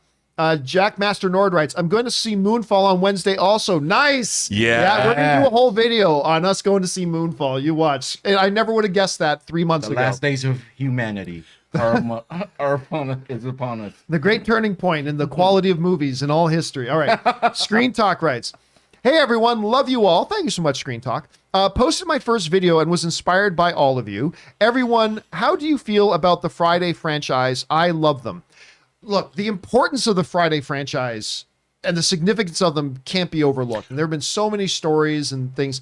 I'm not going to lie to you. I don't, it's not my go-to movies to watch. Friday, like Friday and next Friday? Yeah, not like Friday Night No, Lights. or, yeah. or Friday, Okay. Friday the 13th. No, No, Friday. I'm Friday. thinking Just Friday. Yeah, that's what I'm thinking. I thought you were going to go to Friday Night Lights. Yeah, I didn't know. I mean, but Are we talking any movie with the word Friday in it? I immediately went to Friday the 13th. Yeah, that's the whenever because yeah. I know all my friends are horror fans. We say the Friday friend, but the Friday movies are really good though. The Friday that we're talking about. There was some controversy going on about. Anyway, that's stuff for another time. But yes, they're remembered fondly. All right, next up. We've got Cincinnati's 5-star barber who must be in a real good mood right now. 2 more games, baby. On a side note, I just hit up the dark web and got myself a pet Bengal named Tigerly. LOL. That will be all. Who day? Who day? Who day? Oh man, it's day's gonna be the Chiefs. Listen. Why are you being defeatist? He says that every week. But no, let's face it. The Chiefs are going to slaughter them. I mean, Yeah, I the Chiefs are think gonna so slaughter because them, they but- already got their game plan, and then Yeah, the Bengals like, what do we do now? no, it's Chris and and Andres, no, come on. just the mere fact that you can't hear in that stadium is gonna be But I will tell you what, Horrible. it's been cool it's a because revenge game. as long as I've been with Ann, like Ann and Ray's team is the Bengals, who just lose. That's what they do. The Bengals lose. This year, to see them win their first playoff game since Ann was like 3, to actually have something to cheer for, and then do as well as they're doing. I'm telling you what, with their quarterback, man, they've got a bright future. And they're not going to beat KC this year, but they've got a bright future. They're But an if exciting they team to watch. do, my God, I mean, if Burrows I will beats take KC, the whole week off. yeah, you probably Wait a will. minute. If they win their next game, They're in the Super Bowl. they're in the Super Bowl. Yeah. Oh my God! And unfortunately, Say that. Cincinnati Bengals in the Super Bowl. Not since the Iggy's shuffle. I mean, it's been a while. Anyway, let's keep going. We got to keep moving on here. Let's see. Kenneth Tiffer writes, Hey, new week of the John Campea Show. It is the new week, and we're glad you're kicking it off with us, Kenneth. Anish writes, hot take, but I think the first 2 seasons of Fargo by Noah Hawley are even better than the Coen brothers movies. Please don't crucify me. Listen, I can't speak to that because I have not seen the Fargo TV show. It's really good. Everybody tells me it's wonderful. Yeah, you're so lucky. You get to experience it. I get to experience it. At some point, I've been saying to myself for the last 5 years, I'm going to start watching this show. But the original movie is, I mean, it's like Frances McDormand won her first Academy Award in that one. That movie is insane. But a lot of people love this show, man. So I'm not sleeping on Anish. All right, Paul Dean writes, hey, John and Co. Saw Scream on the weekend. I really liked it. What did you think of the reference to Star Wars Episode 8 with Stab? I personally loved it. I can't remember. I mean, I saw the movie. Right, Ray, do you remember It was this? directed by the guy Not who at directed all. Knives Out, they said. Stab 8 would be The Last Jedi. Oh, is that what they said? Yeah, and then it was directed. that's So right. it's definitely an overt reference. Yeah, to, I mean, there were so many references in that Yeah. movie that they But dropped. I mean, a they little were too many, almost but- basically coming out and saying, "Well, Ryan Johnson screwed up the franchise with Yeah. Stab Oh, 8, wow. which would Everyone's be taking the digs 8th at Star Star Wars movie." Well, it was kind of, they took shots at the Scream franchise itself too. Yeah. They took shots at several of the Scream movies too. So they were very, very referential that way. All right, next up, Peter Cuddington writes, I mean, if it were a really good movie and they had a small intermission, I would gladly see a 4-hour Batman movie. More bang for your buck. I mean, actually, I'd be curious to know your thoughts on this, Chris, because we brought up this the other day. The whole notion of the intermission for movies that are really, really long. Would you be for a 4-hour Batman movie if there was a intermission about 2 hours through? Yes, absolutely. Because that's already what I've been conditioned to do the past few years in my home, watching everything that's gotten released. And also, then I don't have to nudge whoever I'm seeing and being like, what I missed? I missed something cool. Yeah. I hate being that person. So instead, I'm just going to have my bladder explode. All right.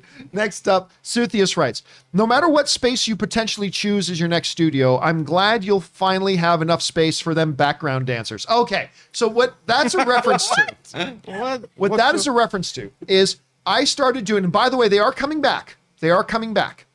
I did a couple of evening live streams that we called John Campea After Dark. And for those of you who don't know what we're talking about, let me bring the John Campea After Dark official title screen on here. Give me a second. I didn't know if I was old enough to click on it, frankly. Here we go. So John Campea After Dark. Oh, check it out. With probably the best thumbnail. So the John Campea After Dark show. Basically, the idea is this: we have viewers all over the world, and when we do the John Campea Show live, it's when a lot of people around the world are asleep.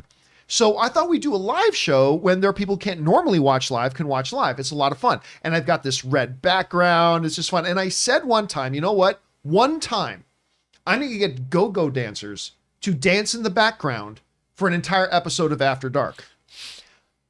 That's what I thought was a good idea. Then I actually started looking, and getting legitimate, like, club go-go dancers is not the most inexpensive thing in the world to do. Especially since I don't live right in LA anymore, so I'd have to get them to drive out. You're going to get some Craigslist dancers. I mean, that's the thing. That's what's happening out the here. Craigslist dancers, like, out here is kind of like the Walmart version of, like, good go-go dancers. And it's kind of in like LA. the beginning of a Dateline episode. Yeah. Yes, it sounds like the beginning of. So I would want credible, referenced, professional go-go dancers that just, like, maybe 2 girls and a guy that are just. I'd never even reference them. They'd just be in the background. I'd have minor little EDM music playing, just very, very quietly, and just in the background, people dance in the background for an hour as I do the That's your show. choice of music right there. I mean, for dance, what do you want to do? I'm not going to put in Leonard Skinner for a background go-go After dancer. dark. After dark. An ultra Patreon tier. Plus, you'd have to could be get, a you'd have to go-go get dancer. generic YouTube music that was already licensed. Yes. You know, No, I have memberships on some sites that allow me to do it. But this is the thing. People are saying, John, you should get audience more. Maybe I'll have a contest. Maybe I'll have a contest and you can appear as a go-go dancer Oh my Yeah. on the John Campea Show. I love this. There we go. The thing is, you're going to get deluged with Probably applications. of so much stuff I never wanted to see. Yep. All right, let's keep moving Oh, on. I here. want to see it. All right, Mike A writes, I watched the first episode of The Righteous Gemstones. Adam Devine I love him, is always hilarious, and the ending was great. I didn't think I'd like it, but I did. I have never watched The Righteous Gemstones. I've never even heard anybody talk about it. And then all of a sudden, in the last couple of weeks, Everybody's talking about Yeah, it. because a And- new season dropped. Yeah, so I think at some point I'm going to have Is to that the check this out. Workaholics guy? Yes. Oh, great. He's It's great. him. It's John Goodman. It's Eastbound and Down guy. Danny McBride. Danny McBride. Is John Goggin in that? Goggin? Walter Walter Walter Goggin? Is he in it Goggin? too? I don't know. I don't know if he is or think not. so. But again, I've never seen the show, but a lot of people are talking about it. All right, Sebastian Gomez writes, I think Taron Egerton might be a good James Bond. He's young, charming, athletic, and British, and has some spy genre experience with Kingsman. I actually think that almost disqualifies him. Yeah. Him already being eggsy, I think it disqualifies him. I'd also have the same issue with him as I do with Tom Holland, which is he's great. By the way, if you've never seen Taron Egerton in Eagle, Eddie the Eagle, he's so good. He's so good in that, acting alongside Hugh Jackman. But he is of a certain stature, like Tom Holland, and I just think Bond should be a taller guy. Get him That's an all. apple box. He'll be fine. Just He like a can lot do of his little us think- ninja kicks off of that. Yeah, apple box. Just like, I mean, the Tom Cruise way. Yeah. Just like I think maybe like Logan, maybe their next incarnation of Logan should be a shorter guy. But it's fine if they want to make him 6-something. I just think Bond should be a taller guy. But hey, listen, I just said playing a super spy already disqualified him, but I'm all for my boy Henry back here, and he was in The Man from U.N.C.L.E.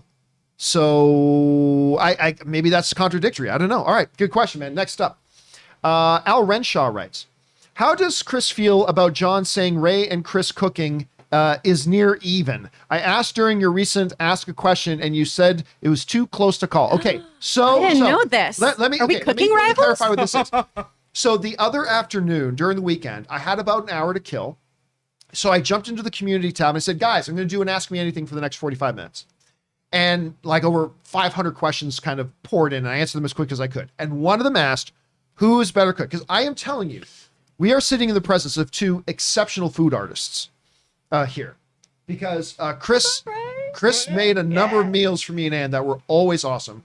Ray is a terrific chef pleasures. Like, we don't call them chef pleasures for nothing. And so they asked straight up, who's better? I'm like, too close to call.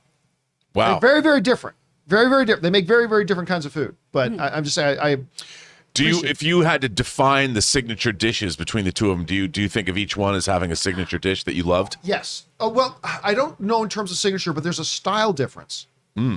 Like when Chris would make us stuff, it was like prime. I mean, it was like good, like top shelf, like really good stuff. Ray, Oh no! Oh no, that's way too high to start. Come on. For you to redeem yourself. but Ray's style is he is the guy who will make something delicious out of whatever you have around. Ooh. Okay. Whatever's there.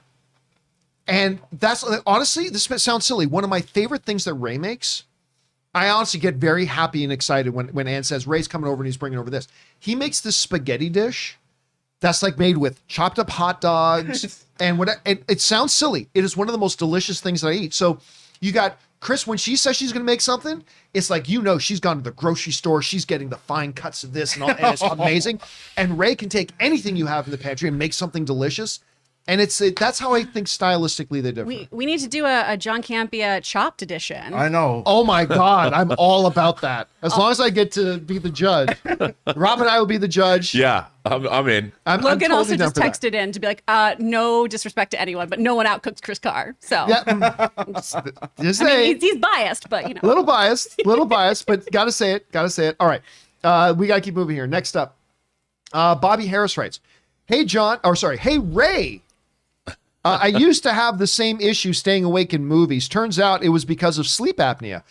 May want to look into that if you haven't already. Oh yeah. True. I've been told that. Baby. I have said this before. I will say it again. I have never met a family of people, because it ain't just Ray. Anne can fall asleep on command. You understand me. Me, I go to bed. I will lay there probably for about a half hour to 45 minutes before I'll fall asleep. I need that runway time. I can't just lay down and fall asleep. It doesn't happen. Anne will literally come out of her office and say, I got 12 minutes till my next meeting. I'm going to take a quick nap. I'm like, how? But literally, I'll walk in and check on her 30 seconds later, and she's asleep. It's so cute. And she's asleep. She That's can fall asleep amazing. like that. Ray, True story, not even kidding, and this has happened far more than once. We've had a gathering at the house, like big family gathering, whatever, and like watching TV, some people in the kitchen cooking, some people in the dining room doing this, and there's like 10 of us around.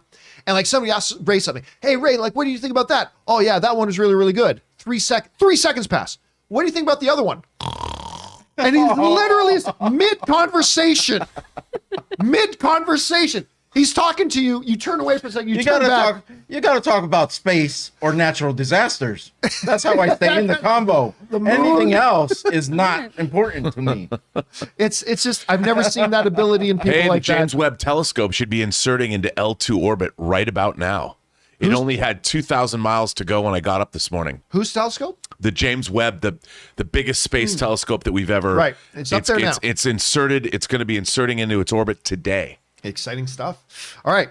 Next up, Mark Gomans writes, "Hi, peeps.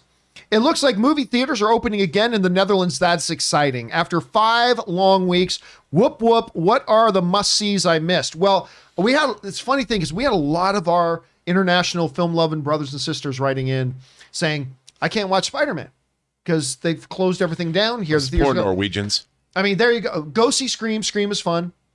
But the one you obviously got to see is Spider-Man. No way home. Get out there, go watch it, and just drink it in, buddy. And you know what? If you heard all the spoilers for it, it doesn't matter. The experience is great. You're going to have a great experience even if you knew all the spoilers for it. It doesn't matter. And the Netherlands, go see Paul Verhoeven's new movie, Benedetta.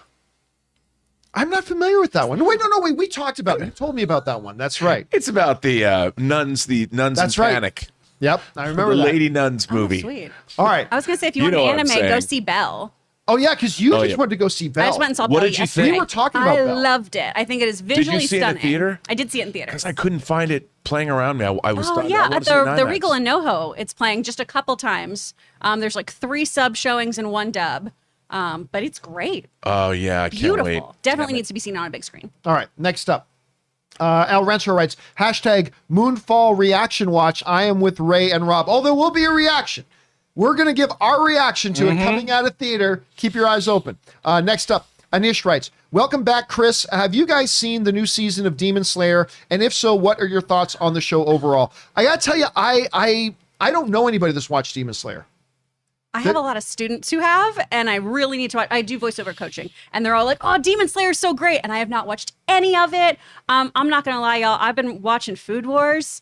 I love the shit out of Food Wars.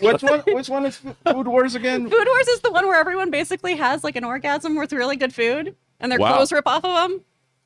It's a fun time. Is that real? Is It's this a real show. It's a real on show. TV which or is the streaming? It's streaming. You can stream it. Oh, What's okay. hilarious though is just because of the different censor issues, they'll like censor food that looks too much like genitalia. Like if grapes are gathered together too much, they censor that. But then they have people's clothes blow off. Oh my, The mind reels. let's do that. Oh my gosh, you guys, Oh my God. watch Food I'm Wars. watching that episode right now. Mute my mic. Let's go. Yeah, it's definitely. I have to keep the door shut, otherwise my neighbors are like, "What is Car doing?" Oh my God. Oh, Rob. Side note: someone keeps telling me that Belle is playing at the AMC Tyler.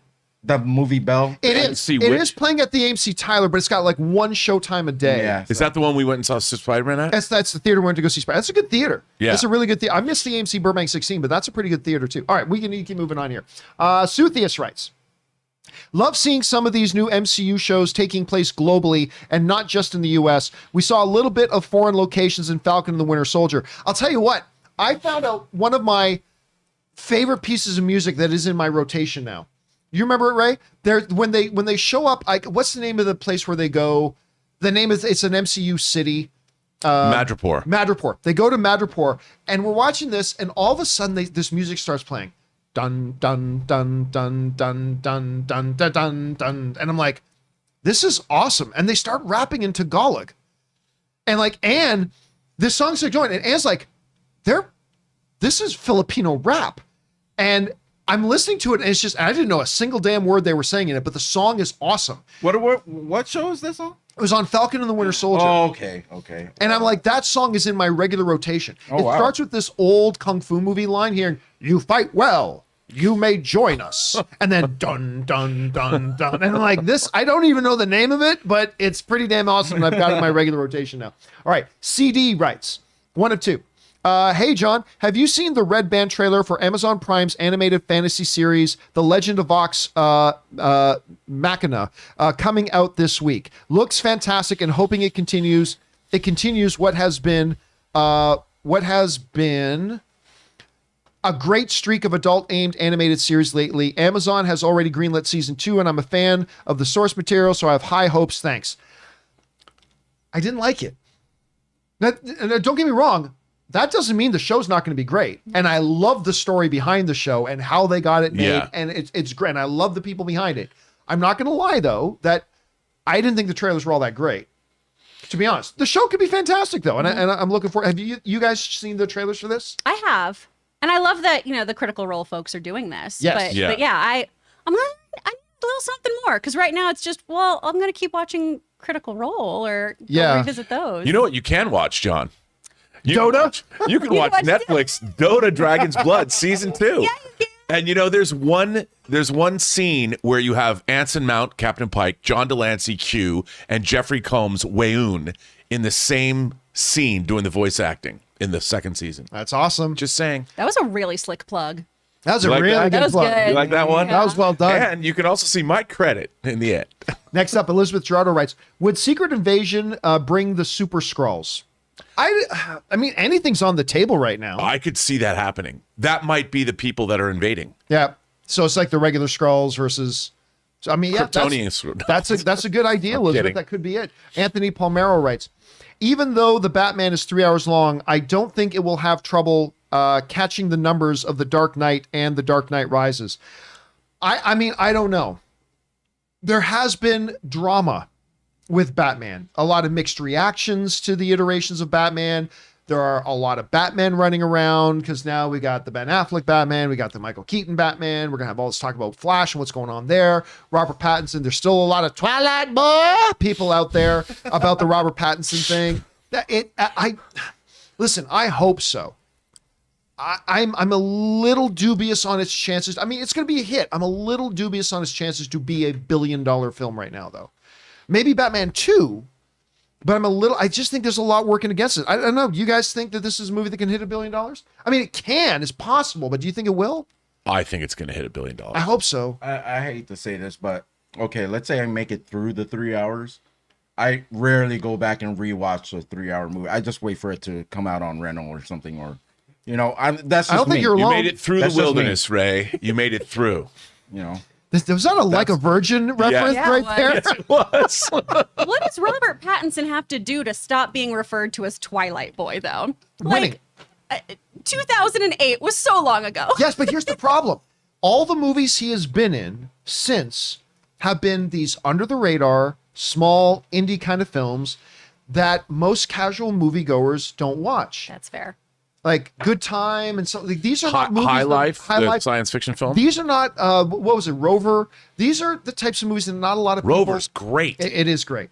That a lot of people did not watch, and so for a lot of them, they've had no other exposure to Robert Pattinson other than a short appearance in Harry Potter, and then of course making billions of dollars in Twilight. And I get it. I do. Like I understand the trepidation of Robert Pattinson as Batman if your only exposure to him has been Twilight. Because if that's all he had been in, I would be I would have some apprehension about it too. Having seen the great work he has put in since that time, well, then this is pretty exciting. But I mean, we'll see how it goes. He was in Cronenberg's Cosmopolis. Yes, Cronenberg, one of my favorite directors, good Canadian kid. he was in that one with Timothy Chalamet too, wasn't he? Wasn't he also in that? Or am I thinking of somebody else? It was the Netflix period drama. Yes, the Something King. Chris King. Pine was in it Yeah. too, if I'm not mistaken, or something like that. Anyway, all right, let's move on here. Next up, that was Anthony. Next up, John Redcorn writes, "Who's up for a Moonfall spoiler discussion?" You know what? We'll do it. What kind of spoiler do you need? It's already in the trailer. But here's the thing: we would have to Does wait. the moon fall? Does the moon fall? Not only does they it cut fall, Anna de Armas out of the movie, I hear.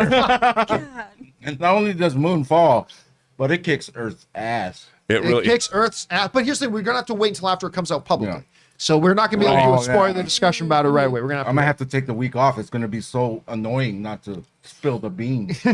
Guys, you're not going to believe it. Tobey Maguire shows up in Moonfall. All right, next up. Cam K writes. And we're at Cam K, who writes, with Secret Invasion possibly revealing past characters as something else. Let me try this again. With Secret Invasion possibly revealing past characters as something else, should we suspect a good number of cameos or none at all?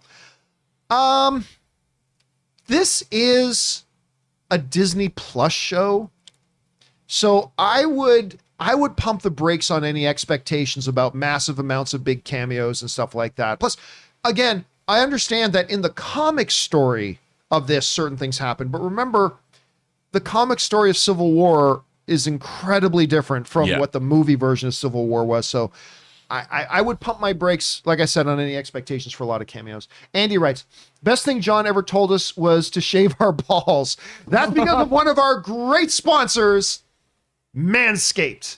And we got more Manscaped sponsored stuff coming. So thank you to our good friends over at Manscaped. All right, next up. B. Gill Studios writes, I think Emilia might be Brand or an older Daisy Johnson, a.k.a. Quake. I think Quake because she's been by Fury's side like Hill and Coulson. I can tell you right now, there are going to be no Agents of S.H.I.E.L.D. references in this show. Because Kevin Feige has completely dismissed everything. I mean, he's gone out of his way to say to the world, Agents of S.H.I.E.L.D. doesn't exist.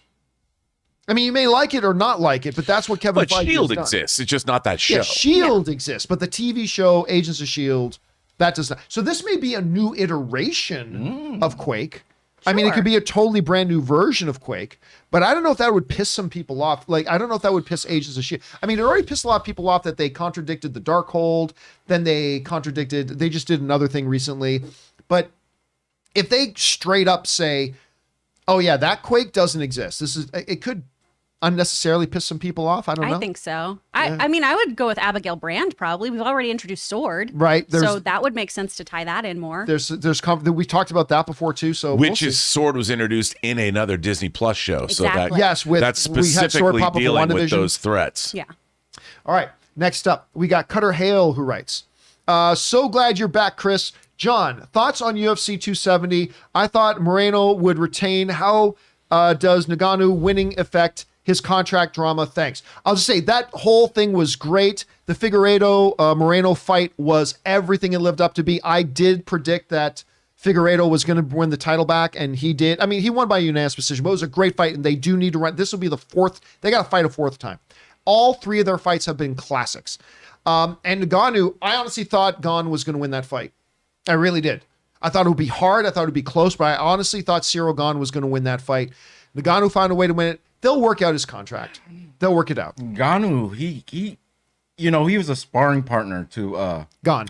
Gon was a sparring partner to Francis. Yep, for a long time. A lot of times when a sparring partner actually goes into a fight, they end up fighting like they're still sparring, and that's what I saw in that fight. Like, I thought he could have done so much more.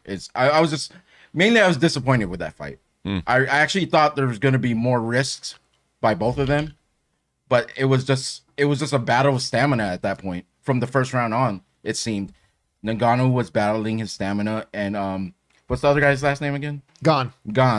He just looked like he was trying to win by points. Yeah, leg kicks, petty leg kicks, nothing that said I want to take this belt off this man.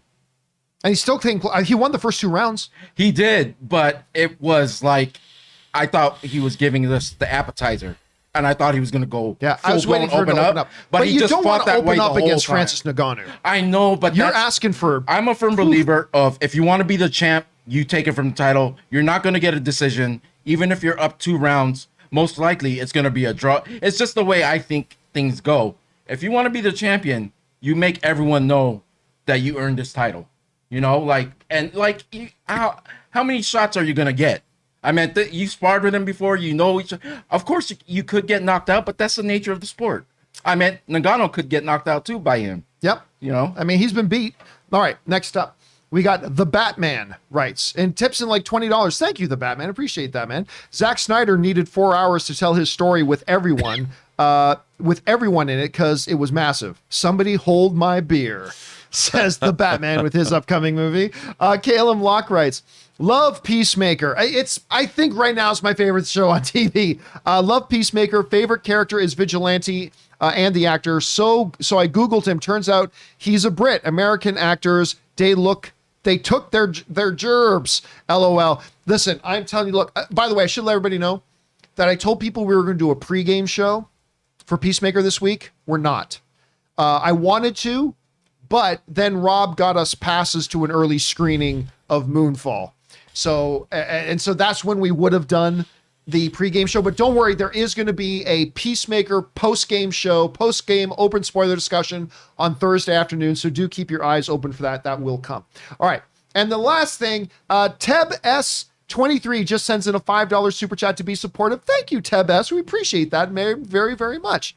Okay, guys. That wraps up the super chats that you guys have sent in watching live. But now we're going to jump over and take the tip questions that you guys have been sending in over the weekend and up until now. So, Chris, you got those lined up and ready to go? Yeah, our first one's from Michael Tomazzoli. Hi, John and crew. I love to learn about movies through your channel and stay informed about what's happening in cinema and streaming. My favorite movie is The Blues Brothers. I'd love to hear what you all think about it. Thank you and have a great day. Love The Blues Brothers. We're on a mission from God. All the music numbers. I mean, narratively, it doesn't like hold up as an all-time great story, whatever, right? But it is an all. Anybody see Blues Brothers? What was it, 2000? 2000. That was not good. Not good, dude. Not good. But that original. So good. Carrie Fisher. Oh my God, I totally forgot. And all the music. People like Aretha Franklin. Mm-hmm. I mean, it's awesome. Love that movie. All right, what's next? Let's try that again. Anonymous. I loved No Way Home, but the way Toby and Andrew were introduced was terrible and felt like crappy fan fiction. It reminded me of when a guest star appears in a sitcom episode and the recorded audience claps and cheers. I'm going to disagree because I think narratively the way they set it up, although their narrative was broken, and I'll talk about that in a second. Narratively, the way they set it up is that people who know Peter Parker is Spider-Man from other planes of existence are being pulled in here. And then Ned is like, show us Peter Parker. Narratively, they did it in a way that it made really good narrative sense. And so to me, while it was sudden, their appearance, it made sense as far as the story of the movie goes. Now, of course, the one big logic problem with all that is that, you know, people who know Peter Parker is Spider-Man are being pulled in the universe. Why is Electro here? Electro never knew Peter Parker was Spider-Man. And they just know they don't even touch that. And that's fine, whatever. But I thought the way they brought them in was great. A slow build up to it takes away the moment of surprise, even if everybody knew they were in it. But I mean, that moment when he comes running through and then just pulls the mask off. I mean, I thought you had to do it that way. What did you think? I agree. I mean, how else? How dramatic music, and then suddenly, I mean, look, and let's not forget Ned opening up those portals too. I mean, that was so great. I love that. By the way, Elizabeth just texted me. She's like, "It's not fair that you always refer to Robert Pattinson as Twilight Boy. He's done enough work. He deserves better." Elizabeth. Oh, I know that. That's just the thing with all the people who don't watch anything and just they just all know him as Twilight Boy. I mean, I think he's awesome. I think Pattinson is great. And I'm telling you, once the Batman comes out, the Twilight Boy, they'll be gone. Those people won't be there anymore. It's the same people who forever, like when Heath Ledger was cast as Joker, it was Brokeback Mountain Boy. What's this, Brokeback Batman? Like I just remember all the talk from Lords of Dogtown, though. That is one of the most but nobody saw that. Man, he was so good. That's the thing. Like Pattinson, he's done all this incredible work, but nobody's watched. A lot of casual movie fans have not watched any of it. The thing with that too is like a lot of people knew Pattinson from was either Knight's Tale, which is great. Oh my God! Heath Ledger. Heath Ledger from. You said Pattinson. Yeah. Did I still say Pattinson? Sorry, Yeah. that's what I meant. That's I meant okay. We Heath mean what you Ledger. know. That's all people knew him from, And 10 like Things I that Hate and About Brokeback You. Mountain. Oh, And so good. yeah, 10 Things I Hate About Tenet You. boy, Tenet boy, Tenet boy. Pay your rent, Tenet boy. Going back, He was actually Pattinson was one of the best things in Tenet. Oh, I like I think Tenet. so. Oh, he was great in Tenet. He was great. In Absolutely great in that. Going All right. back to this question, can it be argued though that all IP that we're doing right now is fan fiction? I mean, that's what we're doing. It's somebody else's story that we're continuing on. So In a way. Pretty much to a degree. Yep. All right. What's next? all right, next we have Jaron Morris. Oh, good luck with this. Predictions of UFC 2020 Kamzat will fight for the title. Doesn't mean win. Justin Gaethje, thank you, wins the belt. But my number one prediction, Amanda wins rematch or Pena wins, but doesn't matter because I believe Valentina moves up and gets belt from either one Pena or Nunez. I think What are we talking about? if Pena and Nunez fight 10 times, I think Amanda Nunez, the Lioness, wins that 8 times out of 10. But what Pena, the heart she showed, you guys want to see one of the, first of all, the best female MMA fight of all time was Joanna Jędrzejczyk versus Wing Lee. Wei Lee. That is the best female fight. I think it's a top 5 fight, whatever the gender, in the history of mixed martial arts. Even if you are not an MMA fan, you look up that fight. That fight will turn you into an MMA fan. Like it was amazing. But Pena comes out, nobody. When they showed the Vegas odds on that fight before the fight started, it was the biggest disparity I'd ever seen. It was like 3,600. Cha-ching. It was negative or plus 3,600 or something like that. It was crazy. And she got her ass beat in the first round. And then she came out in the second round with the greatest female combat sports artist of all time in Amanda Nunez. And she showed the heart of a champion. And she started hitting Amanda and she won that fight. But yes, I think Valentina Shevchenko, I think she is the baddest woman on the planet. And I know her and Amanda fought twice already, but if she comes up, I believe Amanda, or Valentina, I think she wins that belt. I really do. She is a beautiful, her martial arts are beautiful. And I still love the video that goes around of her as a child where her dad makes her kick trees and she chops down trees with her kicks. What? And she punches trees in half. There's literally videos where she's younger, where she's like saying in front of you, and like she's all of a sudden the trees start to splinter and explode, and then she's knocking down trees with her. It's crazy. Wow. And she's a ballerina on top of all that. Anyway, sorry. All right, what's next? This is from Russell Amador. Hey, John, the Marvels and Ant-Man and the Wasp have completed filming and come out in 2023. Meanwhile, Black Panther comes out this year and is still filming. Why not do a reshuffle and bump those that are in post-production? Please lend some insight. I mean, probably has something to do with, remember, the MCU is a part of one shared universe, and they probably have some things that want to come out in order. Remember, they always knew when things were coming out. I don't think there's been enough delays to really, or enough production delays to really make them have to move the release date of Black Panther. This was always part of the plan, nothing to worry about. They don't release movies based on when they get done. They know well in advance when they want certain movies to come out, and they've got their own strategic reasons for it. So I think they're going to keep that. By the way, I just want to point out here that Jay Devil in the live chat just sent in a $20 super chat in the live chat just saying, go, just to be supportive. Thank you, Jay Devil. Appreciate that, man, very much. All right, what's next? All right, another one from Boris. Also, I just finished the new Peacemaker episode. The show is killing it. John Cena doing things I didn't think John Cena could do. Oh, did we miss the Kingsman? Sorry, I skipped the first him. question from Boris. Yeah. First from Boris is saying, I watched The Kingsman, didn't hate it, didn't love it. Liked the surprise moment, caught me off guard.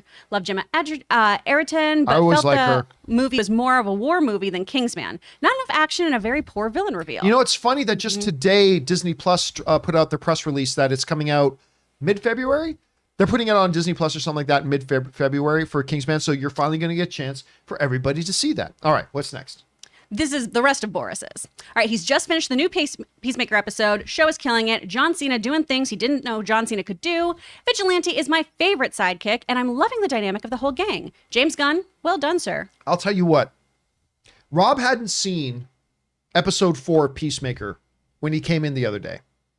And even though he hadn't seen the episode, I said, I know you haven't seen the episode, but I've got to show you the one scene. The prison scene in episode 4. I think it rivals, it doesn't quite meet, like my favorite moment in any comic book based show over the past couple of years is still easily, what is grief if not love? What's the last word? If not love? Persevering. Yes. What is grief if not love persevering? Greatest moment maybe ever in any comic book television show. Love that. But I'm telling you what, that scene when Vigilante sits down, hey fellas, I'm like, oh my God, this is going to be good. This is going to be so good. That scene, that dialogue, I was gasping for air. I was laughing so hard because Ryan was over here watching it with me. Because you didn't come. Of course. Because you hadn't caught up on the rest of Peacemaker yet. So Ryan, I seriously thought I was going to pass out. I was laughing so hard. And it was so filthy. It was so filthy. So filthy. I loved it so much. good. I'm like, wow. And he brought the filthy, John. And I'm telling you what else. Episode 4, the last act of episode 4 of Peacemaker showed us a different dimension of Peacemaker. Like you started to feel the emotional weight of it, the heaviness, not just Peacemaker's flashbacks. Like it's one thing, father raised him to be a killer. Okay, yeah, we know that intellectually. Watching a 10-year-old child, like a father putting a knife into the hand of a 10-year-old child and telling that child to go and stab this man in a chair to death. Okay, we knew his father raised him to be a killer, but now suddenly it's tangible. And you felt that. And then visions of the brother. But also, I thought a killer moment was when Harcourt, who is James Gunn's real girlfriend in real life, when Harcourt picks up Vigilante from the prison, there's a moment when he says, okay, he's still alive. But just when he turns to her and he says, I think I made things worse. The facial performance of that guy in that moment, when he says, I think I made things worse, it suddenly went from this filthy joyride, amazing humor and action to like you felt it. And suddenly you started to feel the emotional depth of this show. And I'm like, damn it, like what else can this show do? It's doing everything for me. If you can't tell, I'm loving Peacemaker. It's so good. It's so good. Have you and Logan been watching it? We have been. I love it. We rewatched that little prison monologue over and over again because it's so good. But yeah, it is wild to me that kid, the last thing I saw him in was Harry Potter.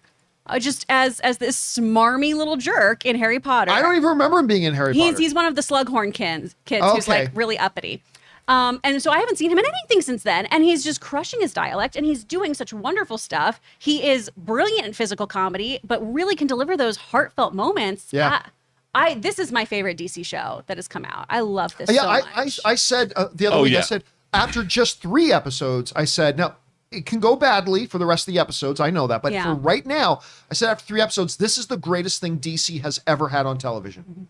And I'm standing by. Every episode that comes out, I'm just standing by that. I also think it's going to drive a lot of people to watch Suicide Squad that might not have seen it. I hope so. Because I think 3 times they've done the flashback of Peacemaker. What a joke. I think they played that like 3 times. But I mean, it's you mean the effective. worst scene of the movie? By the way, you would have loved this episode because they had him feeling regret over the Rick Flag murder again. Like really regrets it. I mean, it's so Rest in peace, Rick Flag. Show so good. Okay, let's keep going. What's next? All right, we're going to keep talking about Peacemaker, though. Sweep Deleg writes, Peacemaker episode 4, did Vigilante just become my favorite character? And the cliffhanger, wow, this show just gets better. Yeah, absolutely does. Oh, there's another line after that.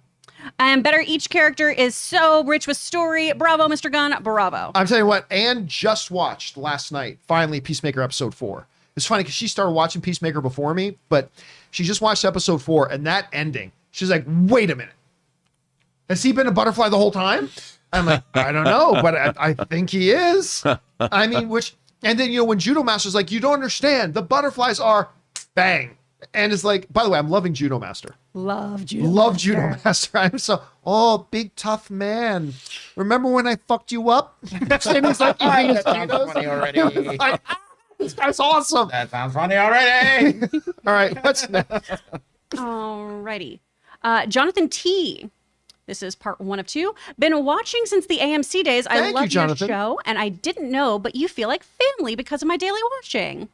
I had a stroke in 2014. I was in a coma, woke up, stayed in the hospital for weeks, and I wanted my phone to watch your show.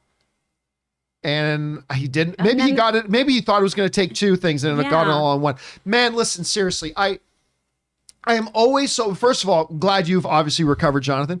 I am always amazed how many people write in, like literally every week. And I've shared some of the emails with you guys that, people who write in to say, we just had somebody last week write in and say that they were in the hospital with their mom for a week and just together. They watched the John Campea Show. I remember one time I was still at Collider, and I remember I got this one email, and it broke me down to tears. I got this one email. I was in tears. I showed it to Anne, and then I went in and I shared it with our staff, and it was crazy. It was this one story of a guy whose brother had a son, so his nephew, terminally ill, and the kid loved comic book movies and stuff like that. And he said for a week or two, we would all sit around in his hospital room and we would watch Movie Talk at the time, our show.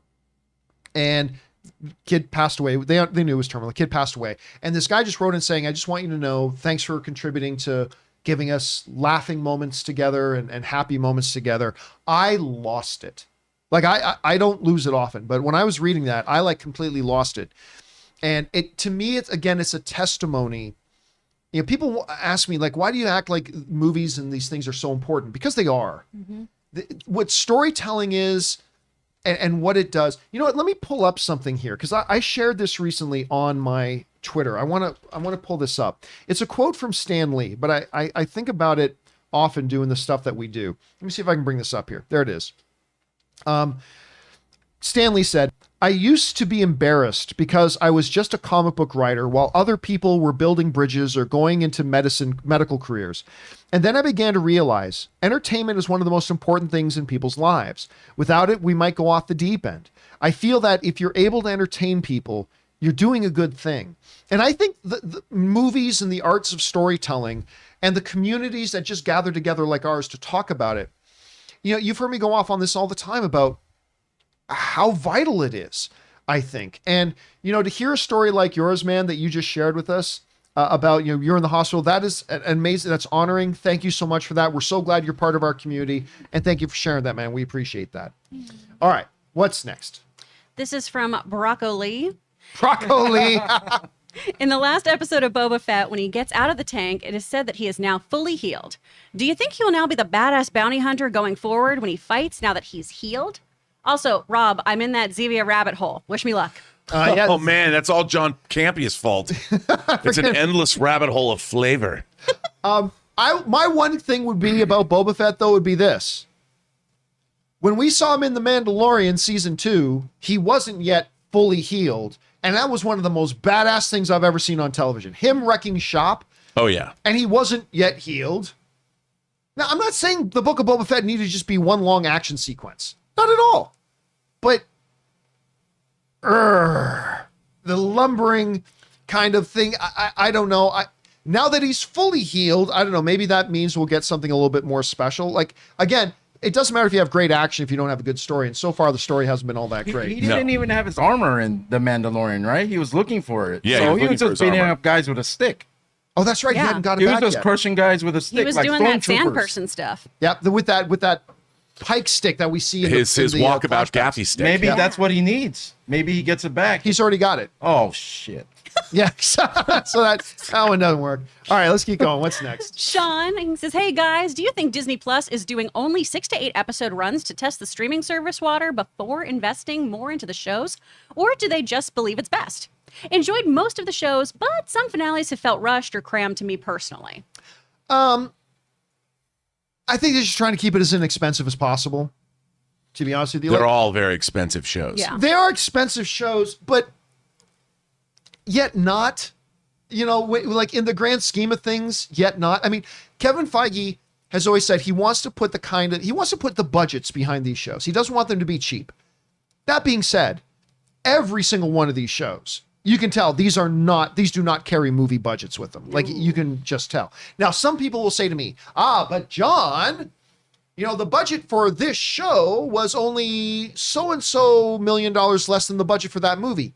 Yes, but in the movie, that entire budget was wrapped into 1 hour and 52 minutes of what you got on screen, as opposed to that same amount of money being spread over 5.5 hours or 6 hours of what you're getting on screen. And so your per minute dollar basis is still much, much less than your per minute dollar value that's in the movies. And you can feel it. And that's fine.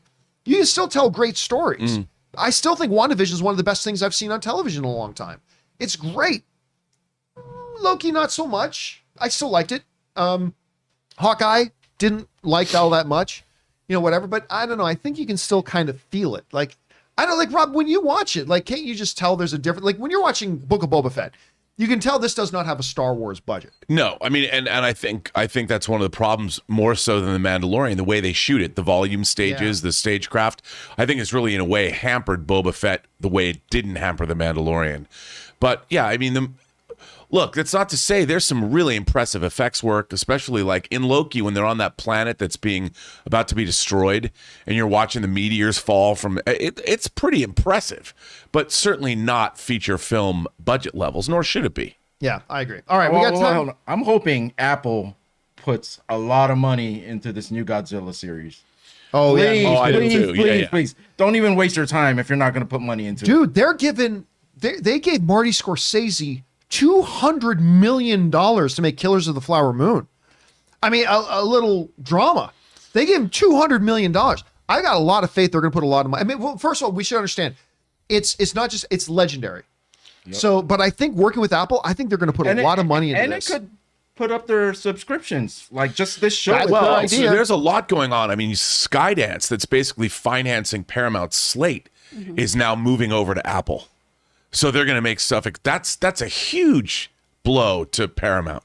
All right. We got time for a couple more. Let's keep going. What's next? Chops. Good morning, John and crew. Have you got a chance to watch Station 11 on HBO Max? It gave me the Leftover vibes. Love the show. Just seeing what your thoughts are about it. And also, did you ever watch The Leftovers? Thoughts on that show as well? I have not seen Station 11. I've had a few people tell me it's really good. Like actually our ad rep, the guy who gets us our sponsors, my ad rep, he was just asking me the other day, have you watched Station 11 yet? I was like, no. So there's that, and there's another one that has a similar title that I haven't started watching yet. Like something 18. Archive 81. Archive 81. Yeah. Which I'm in the middle of. You're in the middle of It's a lot of, okay, that was I'm great. enjoying it. Have any of you guys watched Station 11 yet? No, I wanted to read the book first, which I figured you would have Elizabeth read the book. Okay. And she watched the show, and she really liked it. Okay, cool. So how is Archive 81? Yeah, it's James Wan is an executive producer on it. Right, he is. It's really interesting. Look, you know me. Anything with satanic cults of any kind, Or moons attacking the Earth. I'm there. And there's a lot of really great stuff in it, and I'm quite enjoying it. But it's one of those things where I don't know, the way it's presented is really well done. Is it an anthology series? No. It's not. No, Okay. it's one long story. The way it's being presented is really, really interesting. But it's when you really stop to think about it, it's like, it's pretty goofy. but it's played really straight, and I'm really enjoying it. Well, I do want to check out Station 11, though. I've heard a lot of people say some really good things about it. All right, what's next? Chloe Fanning.